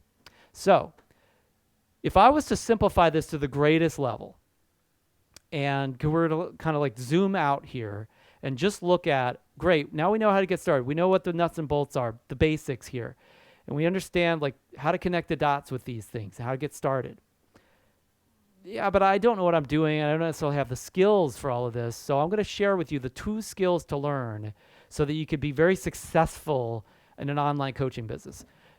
The first skill is coaching skills. People really want you to have coaching skills. Like that's where the value is. One of the biggest challenges that I see is some coaches, they're just like turn into marketers and salespeople and online marketers and all this, and they really aren't very skilled. They're not adding much value, and they wonder why their business is limited in some way or why they can't sleep at night. It's lack of coaching skills. So get those coaching skills. It's a great benefit to your business. Second, business skills. You got to have them. Now, you don't have to be the most skilled business person in the world. You don't have to have your MBA, right? But you need to generate some modicum of business skills so that they don't even have to match your coaching skills, but they have to be on par with what minimally is required so you can get the business going, because it's a business, right? So if you got epic coaching skills, you're the best guru that the world has ever known. Well, if you have like some basic 1 out of 10 business skills, you'd probably be fine. You'd probably get by. But every time you level up those business skills, it leads to a bigger business, assuming equal coaching skills. Does that make sense? So it's a combination of business skills and coaching skills that's got to come together to produce a really amazing and profitable online coaching business. So business skills, we've talked about some of these. There's offline business skills, influence, speaking, partnership, fulfillment, like actually fulfilling on programs. There's a lot of different nuances to these that we won't have time for tonight, but this is a big part of it. And then there's online business skills. It's got its own silo of skills. Strategic skills online, like knowing how to connect the dots strategically with your online strategy.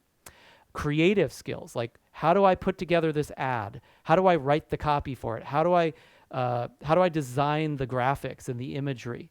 How do I work with a team to do that? How do I operate as the art director? How do I put together really good creative? That's a huge variable in online coaching businesses.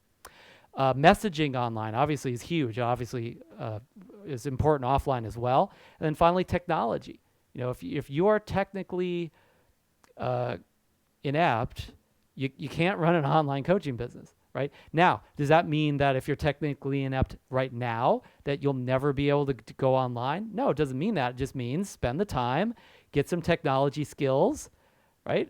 I mean, you don't have to have a computer science degree nowadays in order to, put together a website and put together some emails, hyperlink some things. I mean, this is pretty basic stuff, relatively speaking.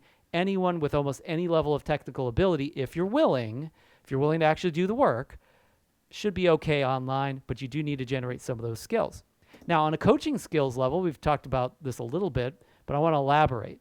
So this is a model that Dr. Coyner, our associate dean, put together, and I just want to share it because I think it is a fair way to look at the totality of bringing coaching to a client and what it takes to really cause breakthroughs and make a difference for them outside of just like the basic powerful questions you might use. So you want to make sure that you have trust, of course, between you and your client, because without that trust, how are you going to coach them? It's not going to happen. But you also need to create clarity, because without clarity, you're just walking around in circles, right? It's the blind leading the blind. But on top of that, you also need agility. Because, I mean, if you're not agile, I was talking to our head of the Synergy program today, Chris Thompson, about this, and he was talking about how we work with our clients in a nuanced fashion and change what we advise and what we offer based upon the client, not just based upon some rigid idea. And I explained to him, I said, Chris, that's why your coaching is valuable, because if you were just rigid and you said the same thing to everybody, well, then we could just turn you into a book and give the book away or sell the book. We wouldn't need you. So the reason why you're needed live with a client or live with a group is because you're going to actually tailor how you work with somebody and be agile enough and flexible enough to reach somebody that's different than the last client that you worked with. So that agility is required as well. So with these three items, trust, clarity, and agility, like you're gonna deliver massive coaching results, or at least you're gonna have amazing coaching sessions. Let's just start there. So just to elaborate, in order to create this, you got to have some coaching skills. Now we covered 3 coaching skills that are advanced level skills. Well, I call them disciplines inside of the mastery program in Master Coach University. Some of you students are going to be learning this stuff from us. Accountability, which is getting people into action, helping them break through what blocks or stops or resistance they have to just doing what it takes to actually do what, succeed in their business. Strategic coaching, or what I call strategy coaching, learning what are the external and internal strategies that a client is using that could be improved or need to be optimized. What is the best strategy that they could adopt to get where they want to go? Different strategies produce different results. And then finally, assessment. We call this assessment coaching because the awareness level that most clients have is fairly low compared to where it needs to be. This self-awareness and understanding what makes you tick.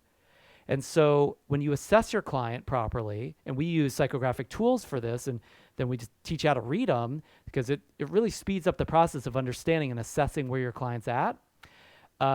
It turns a light on. It creates clarity and agility for you in the coaching relationship and for your client in their life and their business and whatever they're working with you on ultimately. So these are the 3 coaching skills, the 3 disciplines that we teach in the university. Obviously, there's some basics that you got to learn, and we teach those in Quick Start and certification training, which is part of the mastery program. But you also need to generate a clean space. Without a clean space, you can have great skills, and there'll never be enough clarity, right? You'll just be dishing out coaching just randomly, and it's gonna be dirty. Let's put it that way, right? It's not going to be clear. So in order to create clarity, you need to also be able to generate a clean space. So a clean space as a coach is where you come from. Think of it like a no expectations attitude, where you're at peace with whatever comes from your client, whatever happens, right? That's not something that's normal for most humans. I know, like in a lot of my coaching sessions, like before it starts, I'm thinking, gosh, I wonder how this is going to go. Am I going to do a decent job today? Are people going to like what I have to say? Like I'm like wringing my hands, right? Like that's me naturally, normally, just my default state. But then I know that when it's time to show up for that session, when it's time to show up as a coach, I got to set all those judgments aside. I got to set all those expectations aside and say, nope, I'm not going to expect anything. I have no judgment. I'm going to be powerful no matter what. I'm going to be no judgment. I'll be drama free. Like, how am I gonna be a powerful coach with having my own drama about something that's going on between me and my client? It's never going to happen. And I'm going to have no agenda, no expectations attitude, so to speak. So when I can deliver skills from that space, clarity can be achieved actually quite easily. Now on the rapport end, if you don't have rapport with a client, again, great coaching skills, but there'll be no agility. Even if you have a clean space, like you're at peace and you're like the Zen monk of coaching, but you can't get rapport with your client, like there's not a level of rapport, there won't be any trust there. You've got to have that trust in order to reach them, especially in the deepest fashion. So there are rapport skills that you want to learn and generate and up-level. The ability to partner with somebody, generating mutual respect between you and a client, them respecting you, you respecting them, and having let's say creating a sense of trust, a sense of safety within that coaching space, within that coaching session. So that is rapport in a nutshell, if you will. There's more to it than that, but we're simplifying here for our purposes tonight. So these come together to create phenomenal coaching results. Coaching, think of them like coaching ingredients that happen within sessions.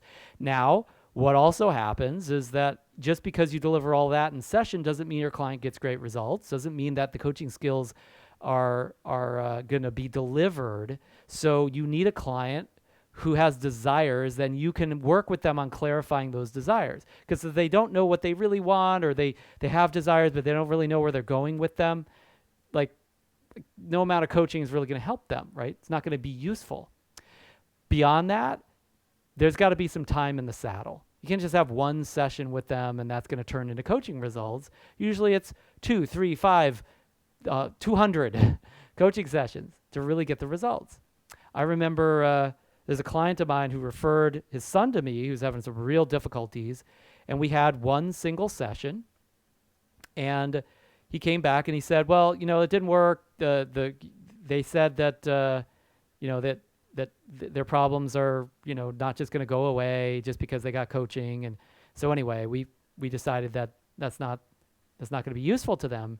And I said to my client, I said, who are you kidding? I mean, there's no possible transformation just after having one conversation with almost anybody on the planet.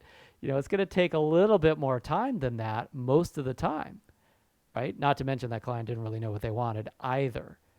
Okay, so these things need to come together. The coaching agreements need to come together with your client's desire, need to come together with some time in the saddle to produce the coaching results. So let's talk about Master Coach University. How does it work?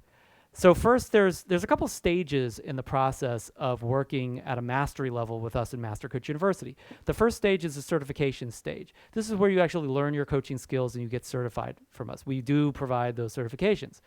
Then second, there's the business training stage. This is where you're learning the business of coaching. We want to make sure you have a modicum of coaching skills before you expect to just like get rolling perfectly in your business. So there's business trainings that we take you through where we really hold your hand in getting started with your first sessions and your first clients, really scaling up offline and then taking it online and scaling up online as well. And then finally, there's the application stage. And this is a really special stage. This is where you're eligible for, in the Platinum Mastery program at least, to get mentoring directly from me, where after you've been certified, after you've been trained, after you've already probably gotten some clients and gotten things rolling by that time, is to work with me like literally one-on-one to apply everything you've learned directly in your coaching business and in your coaching to raise the game. Because you can know a bunch of stuff, you can have a lot of knowledge, you have a lot of passion, but if you're not applying everything you learn fully, and it's challenging to do that. You can learn something theoretically and not like use it immediately, right? You got to go do this stuff. So I'm here to hold your hand through the application portion of your tenure in Master Coach University. Even after you got your diploma, even after you've been trained, I'm really there for life, but for a concerted period of time, for about 6 months or so, we'll work together one-on-one, if you're in Platinum Mastery with me to apply. So, and regardless, we're always there for you beyond the application stage as well. So when things come up, opportunities, challenges, questions, we're there to field them. We're there to support you. And our community, of course, is there for you as well. So what's included in all of that? First of all, and by the way, I just want to clarify as well that, if you've ever been to a university or you've been to, a trade school, something like that, chances are, you learned some things you needed, and maybe you got a certificate that you needed in order to go to the next level or have a certain job or something. But you think that experience left something to be desired? I can tell you my personal experience in working with most of our students that take just typical academic classes, that it does.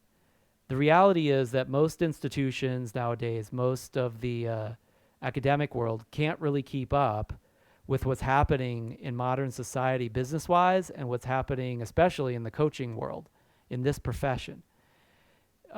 You don't take college courses most of the time on, advanced internet marketing, messaging strategy, and most colleges don't have coaching divisions or coaching degrees yet that they give out.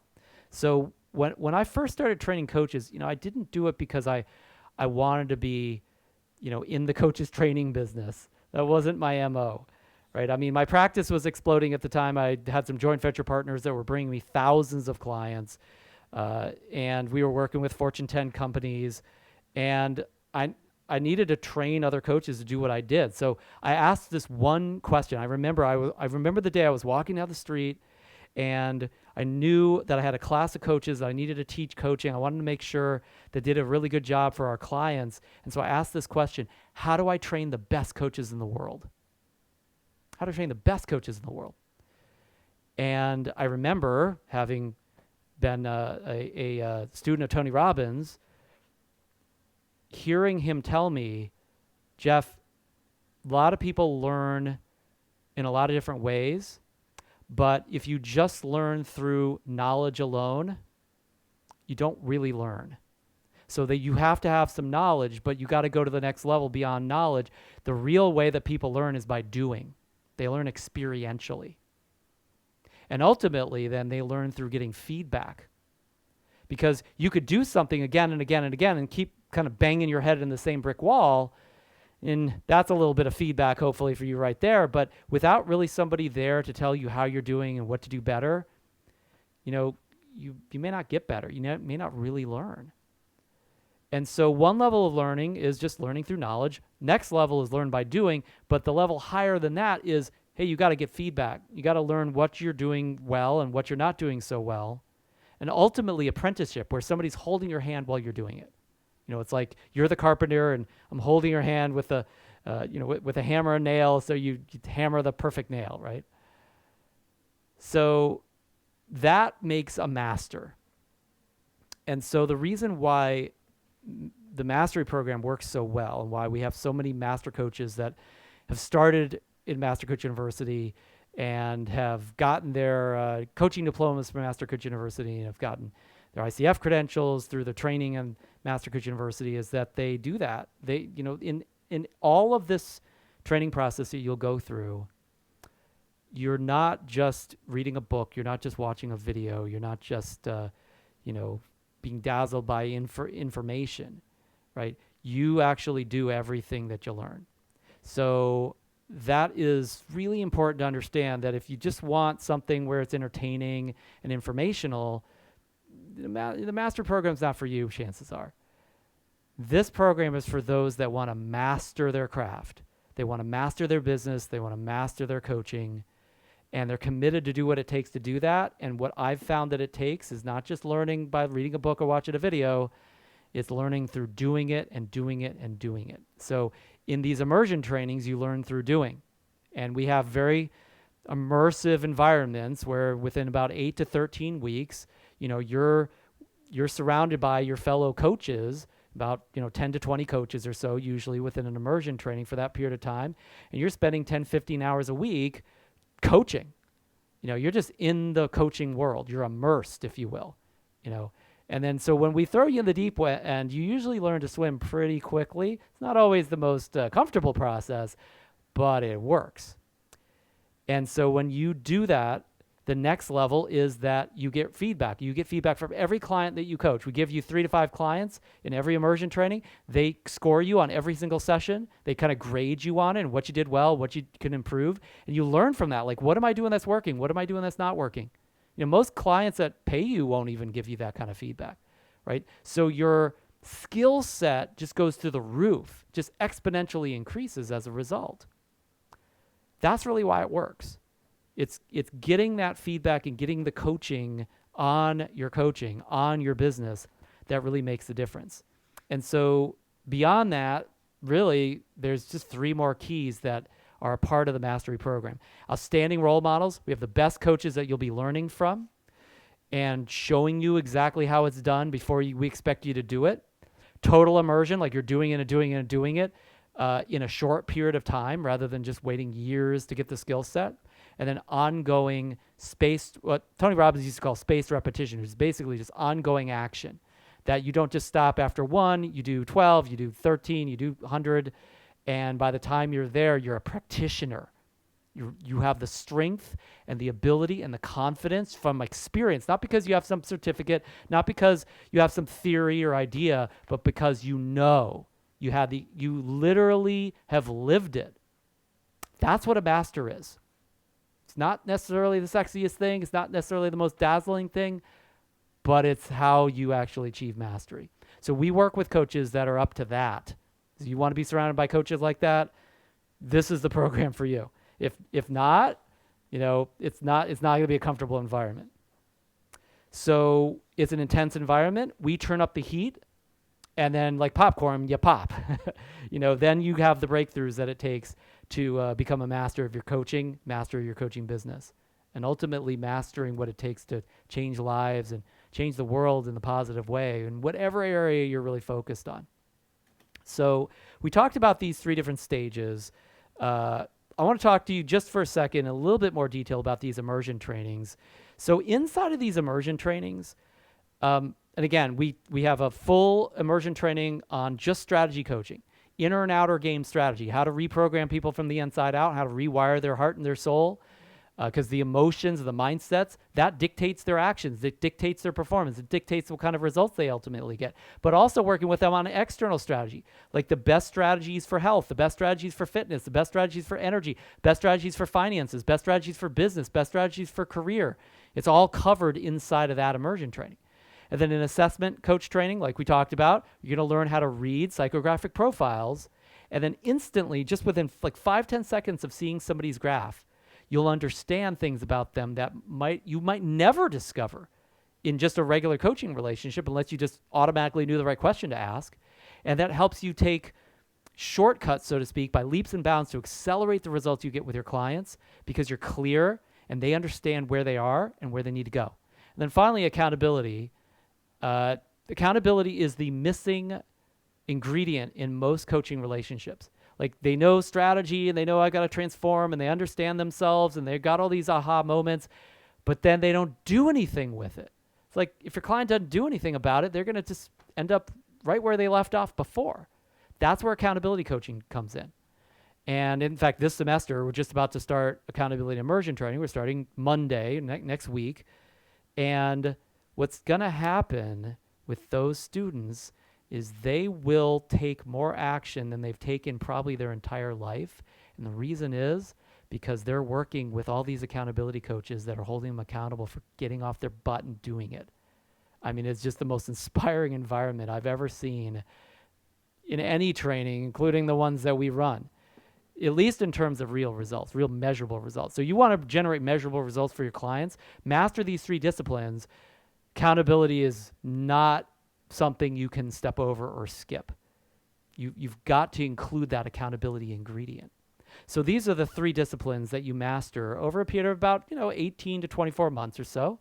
And it's about 8 to 13 weeks in each immersion training. And by the time you're done with that 8-week, that 10-week process, whatever it is, you've got a level of mastery in that particular discipline because not only have you learned everything you need to learn on that particular discipline, you've seen it demonstrated, and we've been in training sessions live where we've worked together on it, and I've held your hand in what you could do to improve your particular art in that particular coaching methodology, but you've been practicing it for weeks with not just one client, not just 2 clients, 3, 4, 5 clients, and they're all scoring you, and they're all telling you what you can do better. So you could start out with some pretty crappy coaching.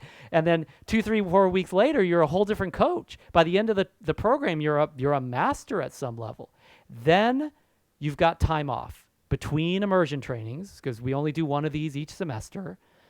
So you've got, 3, 4 months to go out and actually like flex your muscles, like spread your wings and use that particular methodology, that particular discipline, and integrate it with what you do naturally already as a coach. So once you've kind of integrated that particular discipline, then you move on to another discipline, you integrate that eventually. So that's why we do it this way. We space them out so you have a chance to immerse and master and then go utilize in the real market, in the true market, so that you can develop a program that leverages every one of these disciplines. Because if you're just a great accountability coach, that's nice. It's better than nothing. You're probably going to be an amazing force for good in the world. If you're just a great strategy coach, that's cool. I know a lot of them. But when you combine all 3 of these disciplines together in one coach or one program that you might develop, I mean, your clients will never meet someone who's going to be as valuable to them as you will be. You will be the penultimate coach for them, depending on the niche, right? And you'll be irreplaceable. You'll be priceless. And you will be unheard of in their life. That's the promise of mastering these 3 disciplines. So, if I can get the slide to change here. By the way, we don't expect that you're just going to walk into these disciplines with confidence and mastery of the minutia in a discipline. So what we do within each discipline is we give you step-by-step processes to follow, and then we give you within each step a roadmap. So these are in the form of flow charts, as you can see. And so each flow chart takes you through a particular step in the strategy or the accountability or the assessment coaching process, and it gives you decision nodes. It gives you like specific conversations, like frameworks to cover during the session. It gives you kind of a paint by numbers approach. Now, this is not the end all be all. I don't advise that this is the way you should be coaching for the rest of your life. But I want to make sure that you're able to be a good copy of greatness in each of these disciplines, and then you become creative and you have total freedom in expressing these disciplines with whatever your style tends to be. So the reason why we put these together is twofold. Number one is I didn't understand consciously even what I was doing as a master of accountability and a master of strategy coaching. I knew the steps, but I didn't know all the nuanced frameworks inside those conversations. And I didn't understand how they led to one another. I just did it unconsciously. You never do something like that where you can't even remember how you learned to do it. Now you just do it and you're just masterful at it. People look at it and they're like, wow, how can you do that? And you're like, I don't even know. I was in that space. And of course, I'm here responsible for teaching our students how to master this stuff. I'm like, how am I going to teach them if I don't even know how I do it? So it was pretty excruciating, but I took years to think through and look at the best sessions I've run, each domino in the process, each decision I made in the process, and all the variables in those processes. And I built from those flowcharts that you see in front of you right now. It's just a couple of them. We've got tons of them in each step in each of these disciplines. And then what I did is I created a training within a video context, so you can actually watch me holding your hand through the scripts and through the details and through the frameworks for each of these nodes, each of these decisions, each of these kind of points of conversation, so that when you're in that stage, you've already been trained on what eliciting a cause looks like, what a detective inquiry looks like, right? What a pivot looks like, right? And what the words are that you use, right? Because you've been through that training. So then what you could do is when you're in a coaching session, you can actually watch, keep your eye on these frameworks, keep your eye on the flow chart, so to speak. And because you're trained in each part, hey, first thing I gotta do is elicit a cover up. I remember how to do that because I've been trained. I know what to say, I know what to ask. Okay, great, now we move on, right? And you kind of know where you are on the map to the completion of that step. And once you've completed each of the steps in that particular discipline, boom, you're going to create breakthroughs for any client that you work with, no matter what the niche or what they're trying to learn or what their outcome is or their problem is. It just works universally, right? So this is here to give you a place on the map and a paint by numbers approach. And then on top of that, detailed, nuanced training around every conversation you'll have. So then you can even take a conversation out of this particular flowchart out of context and just have that conversation with somebody just on its own, if that's what you want to do. But at least you see how it comes together to produce the ultimate result. And you can do it without having to be super intuitive about it. Because when you first start doing something, you're probably not going to do it with a ton of intuition. Intuition comes from higher level functioning in the brain, right? The way we learn is we do it consciously for a while, and we have to take it step by step. It's painstaking, right? We have to be guided. But eventually we do that 2, 3, 4, 50 times. Eventually it's like, I don't even have to think about this anymore. I'm just doing it. Because at that point, those same repetitive functions they've gravitated up the cognitive hierarchy, if you will. Does that make sense? And so once you're at that level in the cognitive hierarchy, you could do it in your sleep. You could do it unconsciously. That's intuition. So now you just intuitively ask these questions. You intuitively move through that part of the conversation without even thinking that much about it. Right? But first we want to make sure you could do it paint by numbers, hold your hand while you're doing it. We're talking kindergarten level, like really simple and really straightforward. But once you've done that 5, 10 times, then you no longer need the flow chart.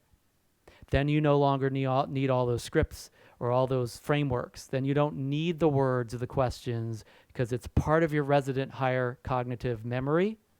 And then you just get in a great state of mind. And we show you how to do that too. We got a flow chart not a flow chart, but we have a process for getting into the optimal state of mind so you're in high performance mode. And then it just flows through you. And it becomes effortless to produce those results. I don't have to work that hard to coach because I went through the painstaking process of going through every single word and every single conversation, every single question, and the impact of that, and doing it right and doing it wrong and doing it right and doing it wrong, to the point where it's like, I don't even have to think because my intuition guides me. I can let myself be guided by that. But it usually doesn't start out that way. And I'm not saying don't use intuition. I'm saying build intuition through structure And then you no longer need the structure. Mastery is built on structures, on top of structures, but also is free from structures. So unfortunately, what a lot of coaches want to do is they just say, well, I just want to skip right to mastery and have no structure because that's what mastery looks like. Well, the masters that got to no structure, they had structure to get there, right? So we've given you that structure here. That's why we built it this way. So that's part of the coaching skills side. Let's talk about the business side. So there's two different major trainings that we include in this part, this kind of specialty inside of the mastery program. The first one is the 5-day Internet Coaching Client Machine Retreat. This is actually set up as a retreat. And the whole outcome here is to build your client machine and master marketing to attract coaching clients. This is where you build the interest and the excitement so people want to work with you. And then ultimately they get into a session with you and bam, you got them enrolled. And there's really just 5 days involved with this. And we set it up as a retreat because guess what? People don't do it when you just teach them the stuff, in Memorex form. We actually set up a retreat where you got to show up to the retreat. They're done on the weekend, so you can have your day job and you can still make it through each day of the retreat. And it's 5 separate days of work. And through this process, you learn the different parts of the machine. There's about 6, 7 different parts, and we teach them in those 5 days. And then we work with you on it. We coach you on your version of that because everything is personalized during kind of a central hot seat webinar. And then the rest of the day, the afternoon, you have a couple assignments to execute on what you learned. And then once you've done that for 5 days, and they're not in a row, again, it's a couple weeks apart for each one. Once you've done that, you've built your internet client machine for the first time. But you've also done something way more valuable. You've built the skill sets. You built the ability to do that with any niche in any service business, including coaching, especially coaching, obviously. So in these 5 days, the first day you get clear on, you pick, and then you also research your niche. So you really understand and have empathy for that niche before you even start. That gives you insights that you need. If you don't have those insights, you can't build an internet client machine because the messaging, all of the ways to actually generate funnels of clients, we get about 300-400 new clients every month that come into our database so that we actually get to relate to them and work with them and help them and do webinars with them and stuff like that. And it's the reason why we're able to do that is partially because of the technology, partially because of the messaging and what we're about to cover, but I have enough insight about that marketplace so that we can do that. So you got to generate insights around that niche. Then we show you how to write the offers, actually how to write the words, because in a website or in a video or in an invite or in an ad, words are the form of communication we have to use.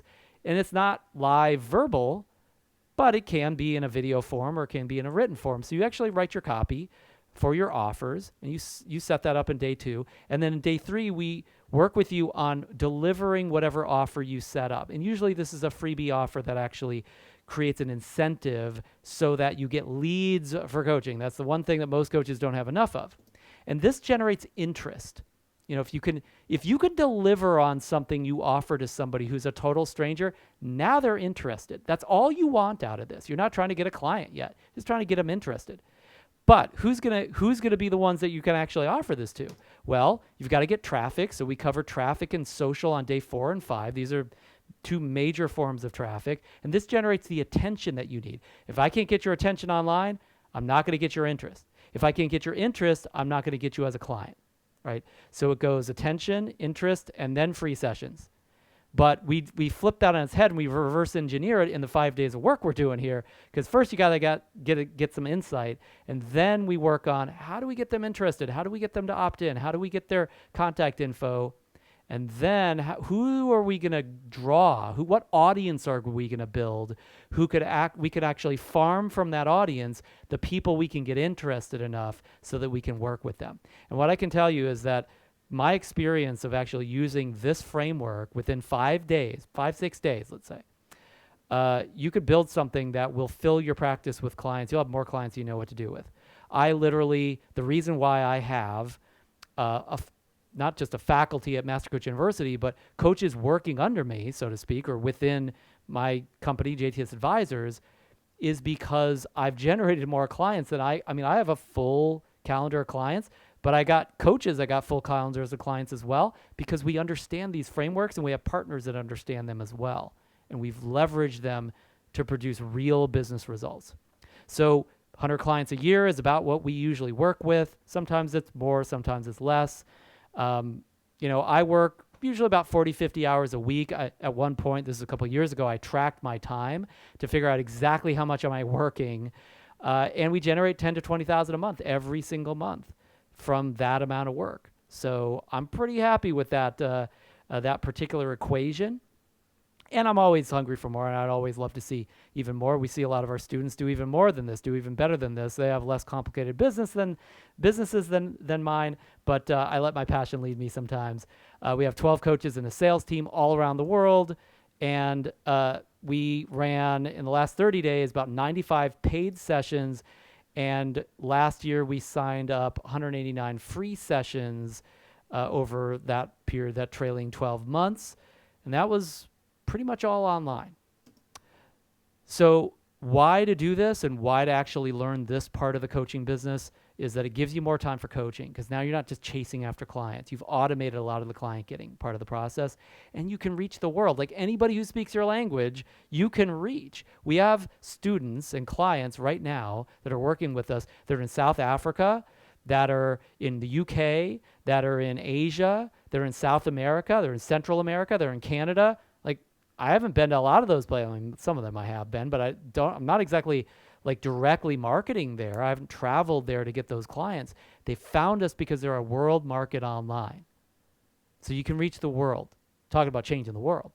On top of that, you can make it more effortless to get clients and only talk to people who want your coaching because they're interested before they actually get a session with you. And there's no need to push that. You can just give and be generous, that altruist flywheel that we talked about, and it turns into business. This is actually, AG has become a partner of ours over the last couple of years. He runs a company called Movement Makers now, and he leverages our coaches for his program. We're basically his coaching team. He's a retired poker player. He learned coaching through us at Master Coach University. In 2 years, he generated 6 figures with his first particular online business model. And he used his coaching client machine that he built through us and the work that we did. You'll actually see him in some of the recordings from our first event that we did around this to build his seminar speaking business. You can see him there at a big keynote that he was doing at one of his events. So Thomas is a great example. Thomas is one of our more successful online coaches. He's in the UK, and he started actually doing like meetups, which I wouldn't call an online strategy, but if you look at Thomas's online business, he uses the advertising to free session model that we just talked about here. And last time I worked with Thomas, I think his report to me was that he was doing more than $20,000 a month in his average month. All he does is one-on-one coaching. He doesn't do groups. He doesn't have a bunch of he's not he doesn't do like big group programs or trainings. He doesn't have products. He's a coach. And he was coaching face-to-face in the UK, actually, with executives and business owners until COVID came, and then now he's doing it on Zoom. But, I mean, he's a high-ticket coach. He's doing everything that we asked him to do. He's probably one of our better students in terms of just following all these curriculum that we are talking about here. Results speak for themselves. 30-plus clients, international trainer. That was just the time that we actually built that slide. He's gone way beyond that at this point. Janine's a great example. She actually was an actress when she started coaching. She was trying to coach to make some extra money. When she learned how to set up her business online, she got 18 clients, and she was actually featured in the New York Times article. This was in 2013. And her online business is tremendously successful. She coaches a contestant on Project Runway. At this time, when we put the slide together, she was only 20. I think she's in her 30s now. But she was featured in the New York Times as a very successful, actually at the time, very young coach. Now, online is great. And I definitely, it's not a panacea, but I love the model. But a lot of coaches need to build that business over time, and they need a little bit of money to bankroll it. So I put together a program called Effortless Enrollment Mastery to make sure that even when you're not online, even when you're not yet a internet guru, that you can make clients show up. You can make it rain. So the Effortless Enrollment Mastery Program makes enrolling clients effortless without being a platform speaker or internet guru. Those are really great ways to leverage into a lot of clients, but not everybody's going to be either of those things. So we want to make sure that you can generate as many clients as you want relatively effortlessly with nothing but a phone and a little bit of transportation within your local community. And so how do you do that? Well, you've got to create a cycle. We were talking about the flywheel before. Think of this almost like that. Like you start out just getting a couple clients, and it's not easy to do that. It's not effortless by any means, but then you got to maximize value. You've got to make sure that there's tremendous value in the coaching that you offer. Then you've got to gather proof. And now this is a key step that most coaches miss. They've given a lot of value, but they didn't really get the testimonial. They didn't do a case study on their client. They didn't gather proof that what they did works for people. So once you've gathered proof, it's much easier to get clients because now your proof speaks for itself. The testimonials speak for themselves. The case studies speak for themselves. Your effort starts to go down, and then you get more clients. Now, guess what happens? You want to keep doing this cycle. You get more clients, you maximize value for them, you gather more proof, effort goes down again, you get more clients. Eventually, now look, the first, second, third, fifth time you do this cycle, first year or two, it's probably not effortless. It may be getting easier, but it's not perfect by any means. But eventually, there will be a point, I can promise you. I experienced this maybe 7, 8 years into the business, and I had to kind of figure all this out. Nobody was teaching me what I'm going to be teaching you over a very short period of time. So it took me years just to figure it out because I was just learning by trial and error. But about 8 to 10 years into my coaching business, I experienced clients coming in without any work, without any effort whatsoever. And it's because I did this cycle. It wasn't just because I was doing business online. I was getting a lot of offline clients, and we still get offline clients exactly this way. So that is the big picture of it. This is something that's real that could work for any coach if they actually maximize the value, gather proof. It gets easier to get clients every time because when you're just have no proof, you have no evidence of success, and you're just claiming you can help somebody, well, they're like, well, you're the one I'm going to pay, so you're a little biased, right? But when the people you've helped can say that they've been helped, when their testimonials and case studies speak for you, now you don't have to say it. It's a lot more believable, and it's a lot more, there's less kind of push, there's less effort involved in having somebody actually become a paying client. This is what Thomas and Hal and most of our best students have utilized, at least initially before they went online or started speaking, as a lever for them. So in order to do that cycle, you got to achieve a certain amount of emotional mastery. It takes some emotional maturity, resilience, and motivation to just keep this ball rolling. You also need to achieve a certain amount of commitment and leadership mastery. If you're not much of a leader for people, it's kind of hard to become a coach for them because coaches are leaders, right? It's a leadership profession. You also need to master enrollment. Enrollment is a part of the process. So you have an entire module on that. You also need to, of course, master maximizing the value that you give. That's pretty critical, right? Because that's part of the cycle.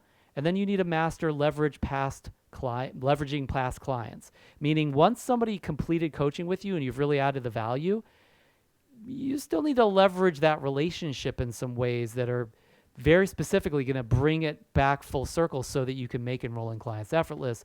And finally, you got to master referral and follow-up mastery. So those are the areas you've got to kind of achieve, if you will. You also need your own game plan for client getting so you can consistently track and follow through on the actions that are lifeblood of your coaching business. So what we do at the beginning of Effortless Enrollment Mastery is we give you a plan. We track back what you want to make in income to how many clients that is, depending on what you're going to charge, how many free sessions you need to run, and then how much prospecting you need to do. We etch it all out and you put it in a weekly game plan so you know exactly what it takes to run your business. Most coaches that we work with can actually generate a full practice of clients out of about 3 to 5 hours of real work per week. If you're not including the coaching and the sessions that they're running, right? So it's not a lot of work involved at this. There is some work, but it's not as much as you might imagine, as long as you're willing to do it. And so you got a game plan. It shows exactly what to do with those hours. And there's 6 domains to master. There's emotional and leadership, which we just talked about, those areas. And these constitute the foundation. Now, you may already be a master of your emotions. You may already be a master of commitment and leadership. Mazel tov, if that's the case. Most coaches that we train are not. And so we have these modules available so that if you're not yet an emotional, amazing emotional genius and have resilience and flexibility and performance levels that are, astronomical, like you can actually design those for yourself within that module. If you're not a committed leader yet, or you're not like flexing your leadership muscles in the world, and you don't feel like you're really the perfect leader yet, we have an entire module it's basically a leadership program, just in and of itself. It's a very extensive module. It's one of the more challenging ones, actually. It's not a natural thing for people to show up as leaders on day one. But you can become a leader over time. And we show you exactly what actions to take and how it works, and the mechanics of leadership within that module.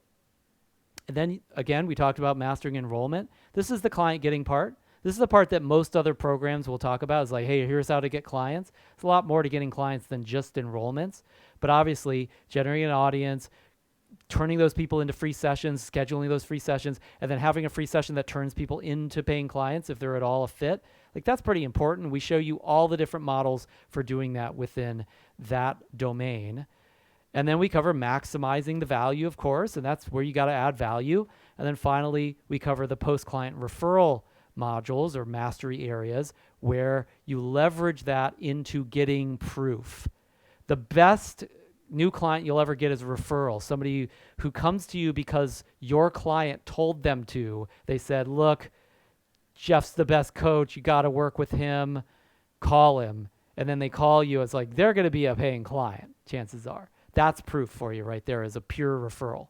But there's other forms of proof, and we cover them in those in modules 5 to 6. So that's effortless enrollment, and that's the cycle. We actually teach you how to use each of those mastery areas to generate the cycle for yourself so you can get that flywheel going. And Julianne did exactly that. She went through effortless enrollment. And I remember when Chris was working with Julianne, and he said she's tripled her monthly deposits. She was a weight loss coach. She was already pretty successful. She wasn't a new coach when she worked with us. And we worked with her on the niche strategy and then just going to town with effortless enrollment, basic effortless enrollment strategies. She tripled her coaching income within 120 days. Gerard worked with Chris as well. He didn't directly work with me in effortless enrollment, and Chris is on our faculty and staff. You'll meet him if you're in the mastery program. Gerard got up to 33 paying clients within, I think it was like a year. His fees are approaching about $300 a month per client. And he got so many clients. I mean, when you get to the 30 or 40 clients, you start employing other coaches. And so he really turned this into a veritable coaching business. So that's really what's included in Master Coach University. You'll get training manuals for each of these domains that we just talked about inside of the Immersion Trainings, inside of Effortless Enrollment, and inside of the Internet Coaching Client Machine. Nowadays, these CD sets are downloads online, but if you're in Platinum Mastery, we literally still send you CDs if you want to use them. And then if you're in certain levels of the Mastery program, Platinum specifically, you'll get a video iPod that has all the materials right there on a single iPod, along with quick reference cards, so that as you learn this stuff, the most important material is like, it's really at your fingertips, right? So when you're practicing your coaching or when you're getting clients, boom, you use your quick reference cards. It guides you through the protocols that you need in order to run your business. It's kind of like its own mobile operations manual for your coaching business. You really run the business from anywhere, obviously. You get tons of online resources, hundreds of hours of video trainings and downloads and everything you could possibly need for each of these areas, of course. And then we give you thousands of dollars of extras. All of our basic trainings are included in the Mastery program. So if you want to go through the boot camp that we talked about, get those first paying clients. If you want to go through certification training, which is pretty advanced, but it's kind of a crash course in everything that we talk about within these 3 disciplines, you've got access to that. In fact, you'll be at a leadership level within those programs, so you'll have a chance to lead other coaches in the process if you choose to, kind of learning by serving clients alongside me and working with us in some of our more basic programs. You do need to apply if you're going to be a part of this program, and we are starting next week within the next immersion training that is going on. We actually are in orientation week right now. So this train is leaving the station. It's an opportunity that will not stick around. I mean, you can apply at any time, but we only have certain enrollment periods where we allow we allow students in simply because these trainings are live. They're not just some Memorex thing that you buy a bunch of videos and don't do anything. You'll have a cohort that you're a part of, and you'll go through these courses, these trainings, and these experiences with fellow master coaches you'll be elbow to elbow with virtually nowadays on Zoom. So you do need to apply for this. So here's how to apply. Just go to becomeamastercoach.com/certification. I will put that in the chat, so it's easy to access here. And then just download an application. Currently, we don't have a easy form fill application, but I'm sure we will soon enough for that. So you'll have to do it old school. But there's an application that you can get online. And you can also just wait until we open. If we haven't opened it yet for you, it'll be emailed to you when we're open for applications to the public. But I would suggest doing it as soon as possible to kind of beat the rush. And if you want to make sure also that you just have support on applying, or just kind of take the shortcut to the front of the line, then here's how you can do it. You can contact Dr. Corner. She's my current associate dean. She's created a lot of the advanced content and materials that we utilize in Master Coach University. You probably see a lot of emails from her. I just put her contact information in the chat as well. And you can just reach directly out to her and tell her that you're ready to roll. And she'll work with you on making sure that your application is accepted. We work with students on financial aid packages and make sure that their tuition plan is something that's workable for their finances if that's something that you need help with. Colette's the perfect person to talk to around that. So that is what's available in Master Coach University in the Mastery Program. If that's something that you want to master, if getting this coaching business not just started, but having it flourish and 6 figures or beyond, or ultimately just changing the world in a really quality and in-depth way, helping your clients solve their problems and really wake up to a new life, if that's what you're after, this is the place to do it. It's a very addictive reward. It's something that once you start doing it, the juice of that will get you. You won't want that to stop.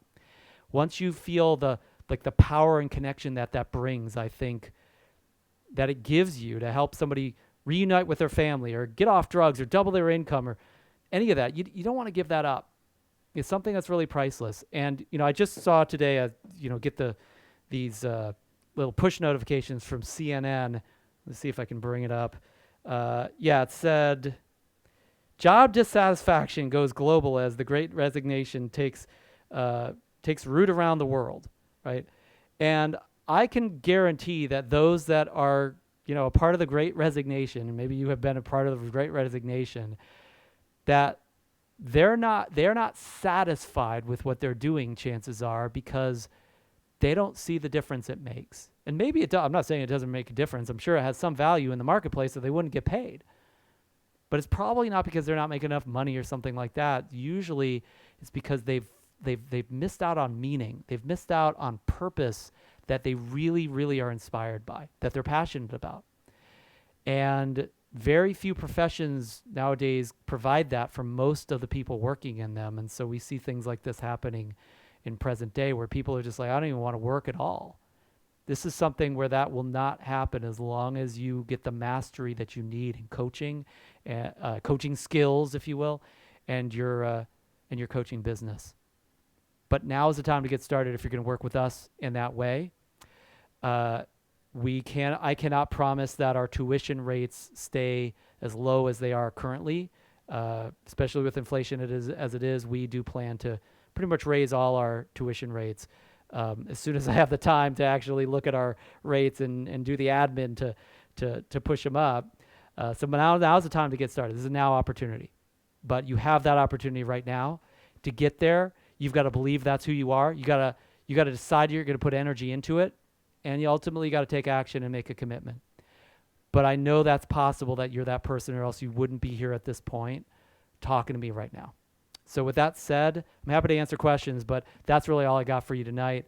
And no matter what, if there's something you learned tonight that makes a difference for your practice, makes a difference for your coaching, makes a difference for your business, I'd love to hear about it. And even if you're not going to be in the mastery program this semester, I really hope that our paths cross again soon. So I look forward to it. Take care until then.